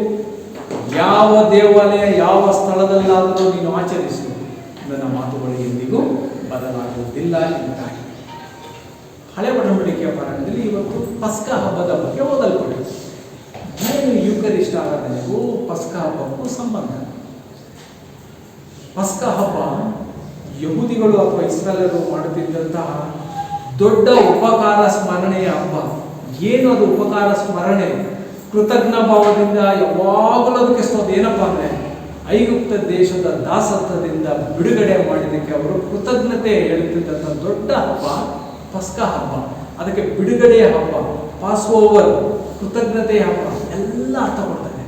ಪಸ್ಕ ಹಬ್ಬದ ಮೂಲಕ ಇಸ್ರಾಯೇಲ್ ಜನಾಂಗ ದೇವ ಜನಾಂಗವಾದ ಹಬ್ಬದ ಮೂಲಕ ಅದರಲ್ಲಿ ಬರುವಂಥ ಪಸ್ಕದ ಕುರಿಮರಿ, ಅದರ ರಕ್ತ, ನೀವು ವಿಮೋಚನಾ ಕಾಂಡ 12, 13, 14 ಅಧ್ಯಾಯ ಗೊತ್ತಾಗ್ತದೆ. ಅದು ಬಹಳ ಮುಖ್ಯವಾದದ್ದು. ಇಲ್ಲಿ ಬರುವಂಥದ್ದು ದಿ ಓಲ್ಡ್ ಲೈಫ್ ಆಫ್ ಈಜಿಪ್ಟ್ನಲ್ಲಿ ಗುಲಾಮಗಿರಿಯಲ್ಲಿದ್ದಂಥ ಹಳೆ ಜೀವಿತ, ಕಾನಾನ್ ದೇಶದಲ್ಲಿ ಹಾಲು ಜೇನು ಹರಿಯುವಂಥ ಹೊಸ ಜೀವಿತ. ಇವತ್ತು ಯಾಕೆ ಅದು ಓದಲ್ಪಟ್ಟಿದೆ ಎಂಬುದಾಗಿ ಹೇಳಿದರೆ, ಕರ್ತನ ಭೋಜನದಲ್ಲಿಯೂ ಅಷ್ಟೇ, ಇವತ್ತು ಲೋಕದಲ್ಲಿ ನಾವು ಏನೇ ಆಗಿದ್ದರೂ ಸಹ ಕರ್ತನ ಭೋಜನ ಸಂಸ್ಕಾರದಲ್ಲಿ ಭಾಗಿಯಾದಾಗ ನಾವು ದೇವ ಜನಾಂಗವಾಗುತ್ತೇವೆ. ಅವತ್ತು ಅಷ್ಟೇ ಇಸ್ರಾಯೇಲರು ಪಸ್ಕ ಹಬ್ಬದ ಮೂಲಕ ದೇವ ಜನಾಂಗವಾದ. ನಾವು ಇವತ್ತು ಪ್ರತ್ಯೇಕಿಸಲ್ಪಟ್ಟು ದೇವ ಜನಾಂಗವಾದ. ಆವತ್ತು ಪಸ್ಕದ ಕುರಿಮರಿ, ಆ ಪಸ್ಕದ ಕುರಿಮರಿಯ ರಕ್ತ, ಫರೋಹನಿಂದ ಬಿಡುಗಡೆ, ಐಗುಪ್ತ ದೇಶದಿಂದ ಬಿಡುಗಡೆ. ಇದನ್ನೇ ಸ್ಥಾನಿಕನಾದ ಯೋಹಾನನು ಯೇಸು ಕ್ರಿಸ್ತನನ್ನು ತೋರಿಸಿ ಹೇಳುವಂತ, ಇಗೋ ದೇವರು ನೇಮಿಸಿದ ಯಜ್ಞದ ಕುರಿಮರಿ, ಲೋಕದ ಪಾಪವನ್ನು ಹೊತ್ತುಕೊಂಡು ಹೋಗುವಂಥದ್ದು. ಇವತ್ತು ಆ ರಕ್ತ ಫರೋಹನಿಂದ ಬಿಡುಗಡೆ ಅಲ್ಲ, ಪಾಪದಿಂದ ಬಿಡುಗಡೆ. ಇವತ್ತು ನಮಗೂ ಅಷ್ಟೇ, ಅವತ್ತು ಐಗುಪ್ತ ದೇಶದ ದಾಸತ್ವದಿಂದ ಕಾನಾನ್ ದೇಶ ಹಾಲು ಜೇನು ಹರಿಯುವ ದೇಶಕ್ಕೆ ಸೇರಿಸಿದ್ದರಿಂದ ಇವತ್ತು ಆ ಸಂಸ್ಕಾರದಲ್ಲಿ ನಾವು ನಮ್ರತೆಯಿಂದ ಭಾಗಿಯಾದರೆ ಸತ್ತಂತ ನಮ್ಮ ಹಳೆ ಜೀವಿತ ಏನು ಇತ್ತು, ದೇವರು ಇವತ್ತು ನಮಗೆ ಹೊಸ ಜೀವಿತವನ್ನು ಹೊಸದನ್ನು ಕೊಡ್ತಾರೆ. ಇವತ್ತು ಅಷ್ಟೇ ನಾವು ವರ್ಷಾಂತ್ಯದಲ್ಲಿ ಇದ್ದೇವೆ, ಏನೇನೋ ಘಟನೆಗಳು ಈ ವರ್ಷದಲ್ಲಿ ನಡೆದು ಹೋಗಿದೆ, ಚಿಂತೆ ಇಲ್ಲ. ನಂಬಿಕೆಯಿಂದ ಸಂಸ್ಕಾರದಲ್ಲಿ ಭಾಗಿಯಾದರೆ ಮುಂದೆ ನೀವು 2022 ಹಾಲು ಜೇನು ಹರಿಯುವ ಕಾನಾನ್ ದೇಶ ದೇವರು ಸಿದ್ಧ ಮಾಡಿಟ್ಟಿದ್ದಾರೆ. ಧೈರ್ಯದಿಂದ ಹೋಗಬೇಕು. ದೇವರು ತಾನು ಹೇಳ್ತಾನೆ, ನಾನು ನಿಮ್ಮ ಮುಂದೆ ಹೋಗ್ತೇನೆ, ನಿಮಗೋಸ್ಕರ ನಾನು ಯುದ್ಧ ಮಾಡ್ತೇನೆ. 2022 ಇಸ್ವಿಯಲ್ಲಿ ನಾನು ನಿಮಗೆ ಸೇರ್ತೇನೆ, ಧೈರ್ಯವಾಗಿರಿ, ನಿಮ್ಮ ಜೊತೆ ನಾನು ಇರುತ್ತೇನೆ. ಇದು ಪಸ್ಕ ಹಬ್ಬಕ್ಕೂ ಇದಕ್ಕೂ ಬರುವಂತಹ ಒಂದು ಸಂಬಂಧ. ಅದಕ್ಕೋಸ್ಕರವಾಗಿ ಅದು ಸ್ಥಾಪಿಸಬೇಕು. ಇನ್ನೊಂದು, ಯೇಸು ಸ್ವಾಮಿ ಯಾಕೆ ಈ ಸಂಸ್ಕಾರ, ಸಾಮಾನ್ಯವಾದಂಥ ಪ್ರಶ್ನೆ, ಯಾಕೆ ಈ ಸಂಸ್ಕಾರವನ್ನು ಸ್ಥಾಪಿಸಿದರು, ಯಾಕೆ ಬೇಕಿತ್ತು? ಉದ್ದೇಶ ಒಂದೇ, Jesus was knowing the weakness of humans. ನಮ್ಮ ಬಲಹೀನತೆ ಯೇಸು ಸ್ವಾಮಿಗೆ ಗೊತ್ತಿತ್ತು. ಏನು ನಮ್ಮ ಬಲಹೀನತೆ? ಸಾಮಾನ್ಯವಾಗಿ ನಾವು ಮರೆತು ಬಿಡುವಂಥ ಜನ. ನಮ್ಮ ತಂದೆ ಅಥವಾ ನಮ್ಮ ತಾಯಿ ತೀರಿ ಹೋದರೆ 1-2 ತಿಂಗಳು ದುಃಖ ಮಾಡಿದ್ರು, ಆಮೇಲೆ ವರ್ಷ ಆದರೂ ಮಾಡ್ತಾರೆ. ಮನೆಗಳಲ್ಲಿ ನಾವು ಯಾಕೆ ಹಿರಿಯರ ತೀರಿ ಹೋದವರ ಫೋಟೋಗಳನ್ನ ಹಾಕ್ತೇವೆ, ಯಾಕೆ ಆಡಿಯೋಗಳಿರ್ತೀವಿ, ಯಾಕೆ ವಿಡಿಯೋಗಳಿರ್ತೀವಿ ಎಂಬುದಾಗಿ ಹೇಳಿದರೆ, ಮನೆಯಲ್ಲಿ ಆ ಫೋಟೋವನ್ನು ನೋಡಿದರೆ ಅವರು ನಮ್ಮ ತಾಯಿ, ನಮ್ಮ ತಂದೆ, ನಮ್ಮ ತಾತ ಅಜ್ಜಿ ಪ್ರೀತಿಯಿಂದ ನಮ್ಮನ್ನು ಸಲ್ಲಿದರು, ಅವರಿಂದ ನಾವು ಈ ಸ್ಥಿತಿಯಲ್ಲಿದ್ದೇವೆ, ಎಲ್ಲವನ್ನು ನೆನಪು ಮಾಡ್ಕೊಳ್ತೇವೆ. ಇಲ್ಲದಿದ್ದರೆ ನಾವು ಮಾಡ್ಕೊಳ್ತೇವೆ. ಅದಕ್ಕೋಸ್ಕರ ಆ ಫೋಟೋಗಳನ್ನ ಸಾಮಾನ್ಯ ನಮ್ಮ ಮನೆಯಲ್ಲಿ ಹಿರಿಯರು. ಯೇಸು ಸ್ವಾಮಿಗೆ ಚೆನ್ನಾಗಿ ಗೊತ್ತಿತ್ತು, ನನ್ನ ಶಿಲುಬೆಯನ್ನು, ಮರಣವನ್ನು ನನ್ನ ಜನರೇ ಮರೆತು ಬಿಡ್ತಾರೆ ಕಾಲಾಂತರದ ನಂತರ. ಪದೇ ಪದೇ ಅವರಿಗೆ ಇದು ಜ್ಞಾಪಕಕ್ಕೆ ಬರಬೇಕು. ಆದ್ದರಿಂದ ಏನು ಮಾಡಬೇಕು? ಈ ಸಂಸ್ಕಾರವನ್ನು ಸ್ಥಾಪಿಸಿ ಹೇಳ್ತಾರೆ, ನಾನು ತಿರುಗಿ ಬರುವವರೆಗೂ ಕ್ರಮ ತಪ್ಪದೆ ನೀವು ಆಚರಿಸಬೇಕು. ಎಷ್ಟು ಸಾರಿ ನೀವು ಆಚರಿಸಿರೋ ಅಷ್ಟು ಸಾರಿ ನನ್ನ ಮರಣದಲ್ಲಿ ನೀವು ಭಾಗಿಯಾಗಬೇಕು. ಇದು ಯೇಸು ಕ್ರಿಸ್ತನ ಮತ್ತು ಪೌಲನ ಪ್ರಬಲವಾದಂತಹ ಮಾತುಗಳು. ಅದಕ್ಕೋಸ್ಕರವೇ ನಾವು ಕ್ರಮ ತಪ್ಪದೆ ಪದೇ ಪದೇ ಈ ಸಂಸ್ಕಾರವನ್ನು ಆಚರಿಸಿ. ಯಾಕೆಂದರೆ ಯೇಸು ಸ್ವಾಮಿಗಳಿಗಾಗಿ ನೀವು ಮರೆತು ಬಿಡಬಾರದು, ನನ್ನನ್ನು ನೆನೆಸಿಕೊಳ್ಳಲೇಬೇಕು. ನಾನು ಶಿಲುಬೆ ಮೇಲೆ ನಿಮಗೆ ಯಜ್ಞ ಮಾಡಿ ನಿಮಗೆ ರಕ್ಷಣೆ ಕೊಟ್ಟಿದ್ದೀನಿ, ನೀವು ನೆನೆಸಿಕೊಳ್ಬೇಕು, ಮರೆಯಬಾರದು. ಆದ್ದರಿಂದ ನೀವು ಪದೇ ಪದೇ ಈ ಸಂಸ್ಕಾರವನ್ನು ನೀವು ಆಚರಿಸಿರಿ. ಮತ್ತು ಆ ವಸ್ತುಗಳನ್ನು ನೋಡುವಾಗ ಆ ವಸ್ತುಗಳಲ್ಲಿ ನಾನಿದ್ದೇನೆ ಎಂಬುದಾಗಿ ನೀವು ನೆನೆಸಿಕೊ. ಆದ್ದರಿಂದ ಇದಕ್ಕೆ ನಾವು ಹೇಳ್ತೇವೆ, ಅನೇಕ ಪದಗಳಿಂದ ಹೇಳ್ತಾರೆ. ರೋಮನ್ ಕ್ಯಾಥಲಿಕರು ಹೇಳ್ತಾರೆ, ಇದು ಜೀವದ ಭೋಜನ, ದೇವರ ಪರಮ ಪ್ರಸಾದ, 2 ವಸ್ತುಗಳು. ಇನ್ನು ಕೆಲವರು ಸಮಯ ಹೇಳ್ತೀವಿ ಜ್ಞಾಪಕದ ಭೋಜನ. ಹೌದು, ಯೇಸು ಕ್ರಿಸ್ತನ ನಾವು ಜ್ಞಾಪಿಸ್ಕೊಂತೇವೆ. ಕೆಲವರು ಹೇಳ್ತಾರೆ ಇದು ಮೆಸ್ಸಿಯನ ಭೋಜನ. ಏನು ಬೇಕಾದರೂ ಹೇಳ್ಬೋದು, ಎಲ್ಲವೂ ಸರಿ. ಒಟ್ಟಾರೆ ಒಂದೇ ಒಂದು ಉದ್ದೇಶ, ಅದನ್ನು ನಾವು ನೆನಪು ಮಾಡಿಕೊಳ್ಳಲೇಬೇಕು. ಮತ್ತು ಸಭೆಯವರು ಚೆನ್ನಾಗಿ ನೆನಪಿರಬೇಕು, this is the only repeating sacrament. Baptism is not a repeating sacrament. ದೀಕ್ಷಾ ಸ್ನಾನ ಪುನರಾವರ್ತನೆ ಆಗುವ ಸಂಸ್ಕಾರ ಜೀವಿತದಲ್ಲಿ, ಅದು ಒಂದೇ ಒಂದು ಸಲ ದೀಕ್ಷಾ ಸ್ನಾನ. But this Eucharist it's a repeating sacrament. ಪದೇ ಪದೇ ನಾವು ಇದನ್ನು ಆಚರಿಸ್ತೇವೆ. ಯಾಕೆ? ಮರೆತು ಬಿಡಬಾರದು. ಇದು ಇನ್ನೊಂದು ಕ್ರೈಸ್ತರು ತಿಳ್ಕೊಳ್ಬೇಕಾಗುತ್ತೆ. ಎಷ್ಟು ಸಭೆ ಹೇಳಿದೆ, ಪದೇ ಪದೇ ಅದನ್ನು ಆಚರಿಸಿ. ಕೆಲವು ಸಭೆಗಳಲ್ಲಿ ಪ್ರತಿ ವಾರ ಆಚರಿಸ್ತಾರೆ, ಕೆಲವು ಸಭೆಗಳಲ್ಲಿ ತಿಂಗಳಿಗೊಮ್ಮೆ ಆಚರಿಸ್ತಾರೆ. ನೀವು ಮಂಗಳೂರು ಕಡೆ ಬಾಸಾಲ್ ಮಿಷನ್ಗೆ ಹೋದರೆ ಅಲ್ಲಿ 3 ತಿಂಗಳಿಗೆ ಮಾತ್ರ, ಒಂದು ವರ್ಷದಲ್ಲಿ 4 ಸಲ. ಅದು ಅವರ ಸಭೆಗಳಿಗೆ ಸಂಬಂಧಪಟ್ಟಂತೆ ಏನೇ ಆದರೆ ತತ್ವ ಇದು ನೆನಪು ಮಾಡಿಕೊಳ್ಳಿರಿ ಎಂಬುದಾಗಿ. ಮತ್ತು ಈ ಸಂಸ್ಕಾರದ ಗೂಢಾರ್ಥ ಏನು ಎಂಬುದಾಗಿ ಹೇಳಿದರೆ, ಸಂಸ್ಕಾರದ ಗೂಢಾರ್ಥ ಅದರ ಮರ್ಮ ಈ 2 ವಸ್ತುಗಳಲ್ಲಿ ಮಾತ್ರ ಇರುತ್ತದೆ. ಅದು ಯೇಸು ಕ್ರಿಸ್ತನ ದೇಹ ಮತ್ತು ಯೇಸು ಕ್ರಿಸ್ತನ ಶಕ್ತಿ. ಯೇಸು ಕ್ರಿಸ್ತನ ಹೇಳುವುದು ಆ ಮರ್ಮ, ಆ ಶಕ್ತಿ 2 ವಸ್ತುಗಳಲ್ಲಿದೆ. ಯಾಕೆಂದರೆ ನಾನು 2 ವಸ್ತುಗಳಲ್ಲಿ ಅಡಕವಾಗಿದ್ದೇನೆ. ಲೌಕಿಕವಾಗಿ ನೋಡಿದರೆ ನಿಮ್ಮ ಕಣ್ಣಿಗೆ ನಾನು ಕಾಣುವುದು, ಅದು ನನ್ನ ದೇಹ, ನನ್ನ ಆತ್ಮ. ಮಾರ್ಮಿಕವಾಗಿ ನಾನು ಅದರಲ್ಲಿ ಅಡಕವಾಗಿದ್ದೇನೆ. ನೀವು ಅದನ್ನು ಆತ್ಮೀಯ ರೀತಿಯಲ್ಲಿ ಆಚರಿಸಿದರೆ ಮಾತ್ರ ಅದರ ಶಕ್ತಿ ಗೊತ್ತಾಗುತ್ತದೆ ಮತ್ತು ಅದರಿಂದ ನೀವು ಬದುಕುವಂತೆ ಮಾಡುತ್ತೇನೆ. ನೀವು ಅದರಿಂದ ಬದುಕುತ್ತೀರ. ಸತ್ತಂತ ಜೀವಕ್ಕೆ ನಾನು ಜೀವವನ್ನು ತುಂಬುತ್ತೇನೆ. ಅದಕ್ಕೆ ಹಲವು ಸಭೆಗಳಲ್ಲಿ ಮೀಲ್ ಆಫ್ ಲೈಫ್, ಬದುಕಿಸುವಂಥ ಊಟ ಅದು. ಇದೇ ಸಂಸ್ಕಾರದಲ್ಲಿ ನಮಗೆ ದೊರೆಯುವಂಥ 2 ಶ್ರೇಷ್ಠ ಪದಾರ್ಥಗಳು. ಮತ್ತು ನಾನು ಹೇಳಿದಾಗ ಯಾವಾಗಲೂ ಸಂಸ್ಕಾರ ಇದು ಸಭೆಯ ಒಂದು ಐಕ್ಯತೆ ಮತ್ತು ಒಗ್ಗಟ್ಟನ್ನು ಸೂಚಿಸ್ತದೆ. ಒಂದೇ ಒಂದು ಕಾರಣ, ಇಡೀ ಸಭೆಗೆ ಕೊಟ್ಟದ್ದು ಯೇಸು ಕ್ರಿಸ್ತನು ಒಂದೇ ಪಾತ್ರೆ, ಒಂದೇ ರೊಟ್ಟಿ. ಅದಕ್ಕೆ ಪೌಲನು ಹೇಳ್ತಾನೆ, ನೀವೆಲ್ಲರೂ ಒಂದೇ ರೊಟ್ಟಿಗೆ ಸಂಬಂಧಪಟ್ಟವರು, ನೀವೆಲ್ಲರೂ ಒಂದೇ ಪಾತ್ರೆಗೆ ಸಂಬಂಧಪಟ್ಟವರು. ಆದ್ದರಿಂದ ಈ ಸಂಸ್ಕಾರ ಮೊದಲು ದೇವ ಮಾನವ ಸಂಬಂಧ ಉತ್ತಮವಾಗ್ತದೆ. ಮತ್ತು ಒಗ್ಗಟ್ಟು ಎಂಬುದಾಗಿ ನಾನು ಏನು ಹೇಳಿದೆ, ಕಡಿದು ಹೋದಂಥ ಮಾನವ ಸಂಬಂಧವೂ ಉಂಟ. ಶಿಲ್ವೆ ಅದಕ್ಕೆ ಒಂದು ಅಡ್ಡಪಟ್ಟಿ, ಉದ್ದಪಟ್ಟಿ ಇದೆ. ಉದ್ದಪಟ್ಟಿ ದೇವಮಾನವ ಸಂಬಂಧವನ್ನು ತೋರಿಸುತ್ತೆ, ಅಡ್ಡಪಟ್ಟಿ ಮಾನವ ಸಂಬಂಧ. ನಿನ್ನ ನೆರೆಯವನನ್ನು ನಿನ್ನಂತೆಯೇ ಪ್ರೀತಿಸು. ಉದ್ದಪಟ್ಟಿ ನಾನು ನಿಮ್ಮ ತಂದೆ, ನೀವು ನನ್ನ ಮಕ್ಕಳು, ನಾನು ನಿಮ್ಮನ್ನು ಆಶೀರ್ವದಿಸ್ತೇನೆ, ನೀವು ನನ್ನನ್ನು ಬೇಡಿ. ಸಂಸ್ಕಾರದಲ್ಲೂ ಅದೇ ಈ ಸಂಸ್ಕಾರವನ್ನು ನೀವು ಆಚರಿಸಿದರೆ ನಿನ್ನ ಸಂಬಂಧ ಉತ್ತಮವಾಗುತ್ತೆ. ಅದೇ ರೀತಿ ಲೋಕದಲ್ಲಿ ಸಹಮಾನವರ ಜೊತೆ ನಿನ್ನ ಸಂಬಂಧವು ಇದೇ ರೀತಿ ಇರಬೇಕು ಎಂಬುದಾಗಿ ಹೇಳಿ ಈ ಶ್ರೇಷ್ಠ ಸಂಸ್ಕಾರವನ್ನು ನಮಗೋಸ್ಕರ ಕೊಟ್ಟರು. ಈ ಸಂಸ್ಕಾರದಲ್ಲಿ ನನ್ನ ಪಾತ್ರ ಏನು? ಈ ಸಂಸ್ಕಾರದಲ್ಲಿ ನಮ್ಮ ಪಾತ್ರ 5 ಇರುತ್ತದೆ. ಒಂದನೆಯದೇನಪ್ಪ ಅಂದರೆ, ಈ ಸಂಸ್ಕಾರದಲ್ಲಿ ನಾನು ಆಗಲೇ ಹೇಳಿದೆ, ಒಂದು ನೀವು ನೆನಪಿಡಬೇಕು, ನನ್ನನ್ನು ನೆನೆಸಿಕೊಳ್ಳುವುದಕ್ಕೋಸ್ಕರ ಈ ರೀತಿ ಮಾಡಿ. ಆತನನ್ನು ನೆನೆಸಿಕೊಳ್ಳಲೇಬೇಕು. ಇವತ್ತು ಈ ನೆನಪು ಎಂಬುದಾಗಿ ಹೇಳಿದರೆ, ಶುದ್ಧ ಕನ್ನಡದಲ್ಲಿ ಹೇಳ್ತಾರೆ, ನೆನಪು ಎಂಬುದಾಗಿ ಹೇಳಿದರೆ ಅದನ್ನು ನಾವು ದೈವಶಾಸ್ತ್ರಕ್ಕೆ ಅನುಗುಣವಾಗಿ ಅರ್ಥ ಮಾಡಿಕೊಳ್ಳಬೇಕು. ಗತಿಸಿ ಹೋದ ಘಟನೆಯನ್ನು ನೆನಪಿಗೆ ತಂದು ಜೀವಂತ ಮಾಡಿ ಅದರಲ್ಲಿ ಭಾಗಿಯಾಗುವುದು, ಅದೇ ನೆನಪು. ಗತಿಸಿ ಹೋದ ಘಟನೆ ಏನದು? ಗತಿಸಿ ಹೋದ ಘಟನೆ 2000 ವರ್ಷಗಳ ಹಿಂದೆ ಯೇಸು ಕ್ರಿಸ್ತನು ಶಿಲುಬೆ ಮೇಲೆ ಯಜ್ಞವಾಗಿ ಅರ್ಪಿಸಿದ ಘಟನೆ ನೆನಪಿಗೆ ತಂದು, ಗತಿಸಿ ಹೋದ ಘಟನೆ ನೀನು ನೆನಪಿಗೆ ತರಬೇಕು, ಜೀವಂತ ಮಾಡಿ. ಅದು ನನ್ನ ಕಣ್ಣೆದುರಿಗೆ ನಡೆಯುತ್ತಿದೆ, ನಂತರ ಭಾಗಿಯಾಗಿ ಸಂಸ್ಕಾರ. ಇದು ನೆನಪು. ಮಾರ್ಟಿನ್ ಲೂಥರ್ ತುಂಬ ಚೆನ್ನಾಗಿ ಹೇಳ್ತಾರೆ, ದೊಡ್ಡ ದೈವಶಾಸ್ತ್ರ. ಮಾರ್ಟಿನ್ ಲೂಥರ್ ಹೇಳುವುದು, ಯಾವಾತನು ನಿಮ್ಮ ಜೀವಿತದಲ್ಲಿ ಕೃಪೆ ತೋರಿದ್ದಾನೋ, ಯಾವಾತನು ಜೀವಿತದಲ್ಲಿ ನಿಮ್ಮನ್ನು ಆಶೀರ್ವದಿಸಿದ್ದಾನೋ ಆತನನ್ನು ಒಂದು ಸಾರಿ ನೆನಪು ಮಾಡಿಕೊಳ್ಳಿರಿ, ಸ್ವರ್ಗದ ಭಾಗದಲ್ಲಿ ನಿಮಗೆ ಸದಾ ತೆರೆದಿದೆ. ಅದು ಸುಂದರವಾದಂತಹ ಸಂದೇಶ. ಯಾವಾತನು ನಿಮ್ಮ ಜೀವಿತದಲ್ಲಿ ಉಪಕಾರ ಮಾಡಿದ್ದಾನೆ, ಯಾವಾತನು ನಿಮಗೆ ಕರುಣೆ ತೋರಿದ್ದಾನೆ, ಆತನನ್ನು ಒಂದು ಸಾರಿ ನೆನಪು ಮಾಡಿಕೊಳ್ಳಿರಿ. ಈ ಸಂಸ್ಕಾರದಲ್ಲಿ ಸ್ವರ್ಗದ ಬಾಗಿಲು ಯಾವಾಗಲೂ ನಿಮಗೆ ತೆರೆಯಲ್ಪಟ್ಟಿದೆ. ಇದು ಒಂದನೇ ಸಂಸ್ಕಾರದಲ್ಲಿ ಭಾಗಿಯಾಗುವುದು. ಎರಡನೆಯದು, ನನ್ನನ್ನು ಗುರುತಿಸಲೇಬೇಕು ಸಂಸ್ಕಾರದಲ್ಲಿ. You should identify me. ಏನಂತ? ನಾನೇ ನಜರೇತಿನ ಯೇಸು, ನಾನೇ ನಿನ್ನ ರಕ್ಷಕ ಎಂಬುದನ್ನು ಈ ಸಂಸ್ಕಾರದಲ್ಲಿ ಗುರುತಿಸಲೇಬೇಕು. ಯಾವಾಗ ಎಂಬುದಾಗಿ ಹೇಳಿದರೆ, ರೊಟ್ಟಿ ಮುರಿದಾಗ, ದ್ರಾಕ್ಷಾರಸ ಕೊಟ್ಟಾಗ ಅದನ್ನು ನೀವು ಗುರುತಿಸಬೇಕು. ಇದು ಬಹಳವಾಗಿ ನೀವು ಓದಿದ್ದೀರ. ಲೂಕನ ಬರೆಸುವ 24ನೇ ಅಧ್ಯಾಯ 13ನೇ ವಚನ. ಎಮ್ಮಾವು ಹಳ್ಳಿಗೆ ಪುನರುತ್ಥಾನ ಆಗಿದೆ. ಎಮ್ಮಾವು ಹಳ್ಳಿಗೆ ಇಬ್ಬರು ಶಿಷ್ಯರು ಹೋಗ್ತಿದ್ದಾರೆ, ಯೇಸು ಸ್ವಾಮಿನ ಜೊತೆಲಿ ಹೋಗ್ತಿದ್ದಾರೆ. ಯೇಸು ಸ್ವಾಮಿ ಡಯಲಾಗ್, ಬೇಕಾದಷ್ಟು ಸಂಭಾಷಣೆ, ಗುರುತೇ ಹಿಡಿದಿಲ್ಲ.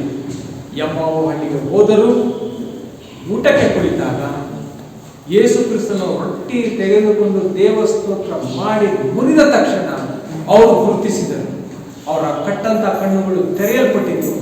ಕಣ್ಣು ಬಿಚ್ಚಿ ನೋಡ್ತಾರೆ, ರೊಟ್ಟಿ ಮುರಿಯಲ್ಪಟ್ಟಾಗ ಅದು ಪುನರುತ್ಥಾನ ಹೊಂದಿದಂತ ಯೇಸು. ಯೇಸುವನ್ನು ಗಂಡಿ ಹೇಳುವುದು, ನಿನ್ನ ಕೈಗೆ ರೊಟ್ಟಿ ಬಂದು ನೀನು ಅದನ್ನು ಸ್ವೀಕರಿಸಿದಾಗ ನನ್ನನ್ನು ಗುರುತಿಸಲೇಬೇಕು. ನಿನ್ನ ಕೈಗೆ ನನ್ನ ರಕ್ತ ಬಂದಾಗ ಪಾನ ಮಾಡುವ ಮೊದಲು ನೀನು ಗುರುತಿಸಲೇಬೇಕು. ಎಂಬ ಹಳ್ಳಿಯಲ್ಲಿ ಅವರು ಗುರುತಿಸಲಿಲ್ಲವಾ? ರೊಟ್ಟಿ ಮುರಿದ ತಕ್ಷಣ ನಾನು ಯಾವ ರೀತಿ ಕಾಣಿಸಿಕೊಂಡೆ, ನಿನಗೂ ಅದೇ ರೀತಿ ಮಾರ್ಮಿಕವಾಗಿ ನಿನಗೆ ನಾನು ಕಾಣಿಸಿಕೊಳ್ಳೆ. ಇದು ಎರಡನೇ, ನೆನೆಸಬೇಕು, ಒಂದು ಗುರುತಿಸಬೇಕಾಯಿತು. ಮೂರನೆಯದು ಯೇಸು ಸ್ವಾಮಿ ಕೊಟ್ಟಂತ ಆಜ್ಞಾಪನೆ. ಪೌಲನು ಹೇಳ್ತಾರೆ, ನಾನು ತಿರುಗಿ ಬರುವವರೆಗೂ ಕ್ರಮ ತಪ್ಪದೆ ನೀವು ಆಚರಿಸಬೇಕು. ಸಭೆ ಅದಕ್ಕೆ ರಿಪೀಟಿಂಗ್ ಸಕ್ರಮೆಂಟ್, ಪದೇ ಪದೇ ಆಚರಿಸ್ತದೆ. ಯಾಕೆಂದ್ರೆ ಆತನ ಕೊಟ್ಟಂತ ಆಜ್ಞೆ ಅದು ಆತನ ಎರಡನೇ ಬರೋಣದ ತೀವ್ರತೆಯನ್ನು ತೋರಿಸುವಂಥದ್ದು. ಖಂಡಿತ ನಾವು ಮತ್ತೆ ಬರ್ತೇವೆ, ಅಲ್ಲಿಯವರೆಗೂ ನೀವು ಆಚರಿಸಬೇಕು. ಅದನ್ನ ಹೇಳಿದ್ರು, ನಾನು ತಿರುಗಿ ಬರುವವರೆಗೂ ಕ್ರಮ ತಪ್ಪದೆ ಆಚರಿಸುತ್ತೇನೆ. ನಾಲ್ಕನೇ ದಿನಪ್ಪ ನೆನಪಿರಬೇಕಾದದ್ದು ಅಂದರೆ ಅದನ್ನು ಪೌಲನು ಹೇಳ್ತಾನೆ, ಎಷ್ಟು ಸಾರಿ ಸಂಸ್ಕಾರದಲ್ಲಿ ಭಾಗಿಯಾಗುತ್ತಿಲ್ಲೋ ಅಷ್ಟೂ ಸಾರಿ ನನ್ನ ಮರಣದಲ್ಲಿಯೂ ನೀವು ಭಾಗಿಯಾಗುತ್ತೆ.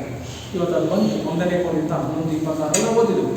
ಎಷ್ಟು ಸಾರಿ ನೀವು ಈ ಸಂಸ್ಕಾರದಲ್ಲಿ ಭಾಗಿಯಾಗುತ್ತೀರೋ ಅಷ್ಟು ಸಾರಿ ಯೇಸು ಕ್ರಿಸ್ತನು ನನ್ನ ಮರಣದಲ್ಲಿ ಭಾಗಿಯಾಗಲ್ಲ. ಕಡೆಯದು 5ನೇದು ಏನಪ್ಪ ಅಂದರೆ, ಇಷ್ಟು ನೀವು ಮಾಡಿದ್ದರಿಂದ ನಿಮ್ಮನ್ನು ನಾನು ನೀತಿವಂತರನ್ನಾಗಿ ಮಾಡುತ್ತೇನೆ. ರಕ್ಷಣೆ ರಕ್ಷಣೆ ರಕ್ಷಣೆ ಸಾಲ್ವೇಷನ್ ಅದು ನಿಮಗೆ, ಮತ್ತು ಬೈಬಲ್ನಲ್ಲಿ ಇದೆ ನಿಮಗೆ ನಿತ್ಯ ಜೀವ, ಅದು ನಿಮಗೆ. ಸಾವು ನಿಮ್ಮನ್ನು ಕೆಡಿಸುವುದು ಅದೆಲ್ಲ ನಿಮಗೆ. ಅದಕ್ಕೆ ಇವೆಲ್ಲ ಮೆಟ್ಟಿಲು. ಈ ರೀತಿ ನೀವು ಕ್ರಮ ತಪ್ಪದೆ ಆಚರಿಸ್ತಾ ಭಾಗಿಯಾಗುತ್ತಾ ಹೋಗುವುದಾದರೆ ನಿಮ್ಮನ್ನು ನಾನು ನೀತಿವಂತರನ್ನಾಗಿ ಮಾಡ್ತೇನೆ, ನನ್ನ ರಕ್ಷಣೆಯನ್ನು ನಿಮಗೆ ಕೊಡ್ತೇನೆ. ಸಾವು ನಿಮ್ಮನ್ನು ಕೆಡಿಸಲು ನಿಮಗೆ ನಿತ್ಯ ಜೀವ ಕೊಟ್ಟು ಕಡೆಯ ದಿನದಲ್ಲಿ ನಿನ್ನಿಂದ ನಾನು ಎಬ್ಬಿಸಿ. ಇದು 5 ಅಂಶಗಳು ನಾವು ನೆನಪಿಟ್ಟುಕೊಳ್ತೀವಿ. ಮತ್ತು ನೀವು ಯೋಚಿಸಬಹುದು, ಯಾಕೆ ಯೇಸು ಸ್ವಾಮಿ ರೊಟ್ಟಿ, ಯಾಕೆ ದ್ರಾಕ್ಷಾರಸ ತೆಗೆದುಕೊಂಡು, ಬೇರೆ ಏನೂ ವಸ್ತು ಇರಲಿಲ್ಲ.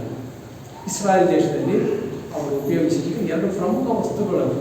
ಅವರು ಯಥೇಚ್ಛವಾಗಿ ರೊಟ್ಟಿ ತಿಂತಾರೆ, ದ್ರಾಕ್ಷಾರಸ. ನಾನು ನೀರು ಕುಡಿದಾಗ ಅವ್ರು ದ್ರಾಕ್ಷಾರಸ. ಆ 2 ವಸ್ತುಗಳನ್ನೇ ತೆಗೆದುಕೊಂಡು ಯೇಸು ಸ್ವಾಮಿ ತನ್ನ ದೇಹ ಮತ್ತು ರಕ್ತ ಹೋಲಿಸಿಕೊಂಡು ಅವರಿಗೆ ಇಲ್ಲಿ ಬರುವಂಥದ್ದು ಬಹಳ ಮುಖ್ಯ. ರೊಟ್ಟಿ ಎಂಬುದಾಗಿ ನಮಗೆ ಕಣ್ಣಿಗೆ ಕಂಡರೂ ಅದು ಪ್ರಾರ್ಥನೆಯ ನಂತರ ನಾನು ಹೇಳಿದೆ ಆತನ ದೇಹ, ಅದು ಜೀವದ ರೊಟ್ಟಿ ಆಗ್ತದೆ. ಈ ಜೀವದ ರೊಟ್ಟಿಯ ಬಗ್ಗೆ ಯೇಸು ಸ್ವಾಮಿ ಬಹಳ ಸುಂದರವಾಗಿ ಹೇಳ್ತಾರೆ. ಮೋಶನ್ ಹೇಳ್ತಾರೆ, ಏನಪ್ಪಾ ಅಂದರೆ ಎಂಥದ್ದು ಜೀವದ ರೊಟ್ಟಿ ಅಂದರೆ, ನಿಮ್ಮ ಹಿರಿಯರು ಅಡವಿಯಲ್ಲಿ ಮನ್ನಾ ತಿಂದರು ಸತ್ತು ಹೋದರು. ಯೋಹಾನನು ಬರೆಸುವ 6ನೇ ಅಧ್ಯಾಯದಲ್ಲಿ ಜೀವದ ರೊಟ್ಟಿಯ ಬೋಧನೆಯಲ್ಲಿ ಯೇಸು ಸ್ವಾಮಿ ತುಂಬ ಚೆನ್ನಾಗಿ ಹೇಳಿದಂತ ಮಾತು. ನಿಮ್ಮ ಹಿರಿಯರು ಅಡವಿಯಲ್ಲಿ ಮನ್ನಾ ತಿಂದರು ಸತ್ತು ಹೋದರು, ಆದರೆ ನಾನು ನಿಮಗೋಸ್ಕರ ಕೊಡುವಂಥದ್ದು ಜೀವದ ರೊಟ್ಟಿ. ಇದನ್ನು ನೀವು ಸ್ವೀಕರಿಸಿದರೆ ನೀವು ಬದುಕಿದಿರಿ ಮತ್ತು ಸಾವು ನಿಮ್ಮನ್ನು, ಅದೇ ಇವತ್ತು ನಿಮಗೆ ಸಂಸ್ಕಾರದಲ್ಲಿ ಯೂಕಾರಿಸ್ಟ್ನಲ್ಲಿ ಕೊಡುವಂಥದ್ದು ಅದು. ನಾನು ಜೀವದ ರೊಟ್ಟಿಯನ್ನು ಕೊಡುತ್ತೇನೆ, ಸಾವು ನಿಮ್ಮನ್ನು ಕೆಡವಿಸುವುದು, ನಿಮಗೆ ನಿತ್ಯ ಜೀವ ಉಂಟು, ಅದನ್ನು ನೀವು ಇವತ್ತು ತೆಗೆದುಕೊ. ಅದಕ್ಕೆ ನಾವು ರೊಟ್ಟಿ ಎಂಬುದಾಗಿ ರೊಟ್ಟಿಯನ್ನು ಹೇಳ್ತೇವೆ.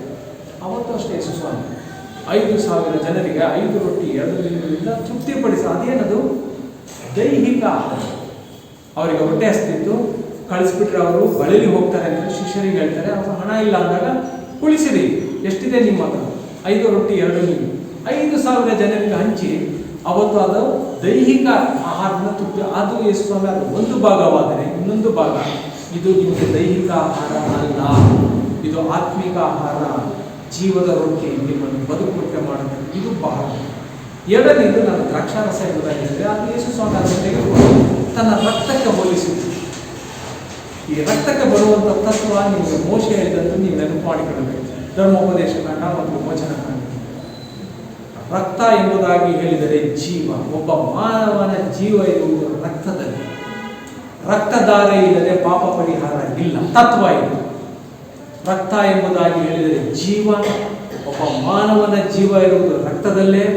ರಕ್ತಧಾರೆ ಇಲ್ಲದೆ ಪಾಪ ಪರಿಹಾರ ಇಲ್ಲ.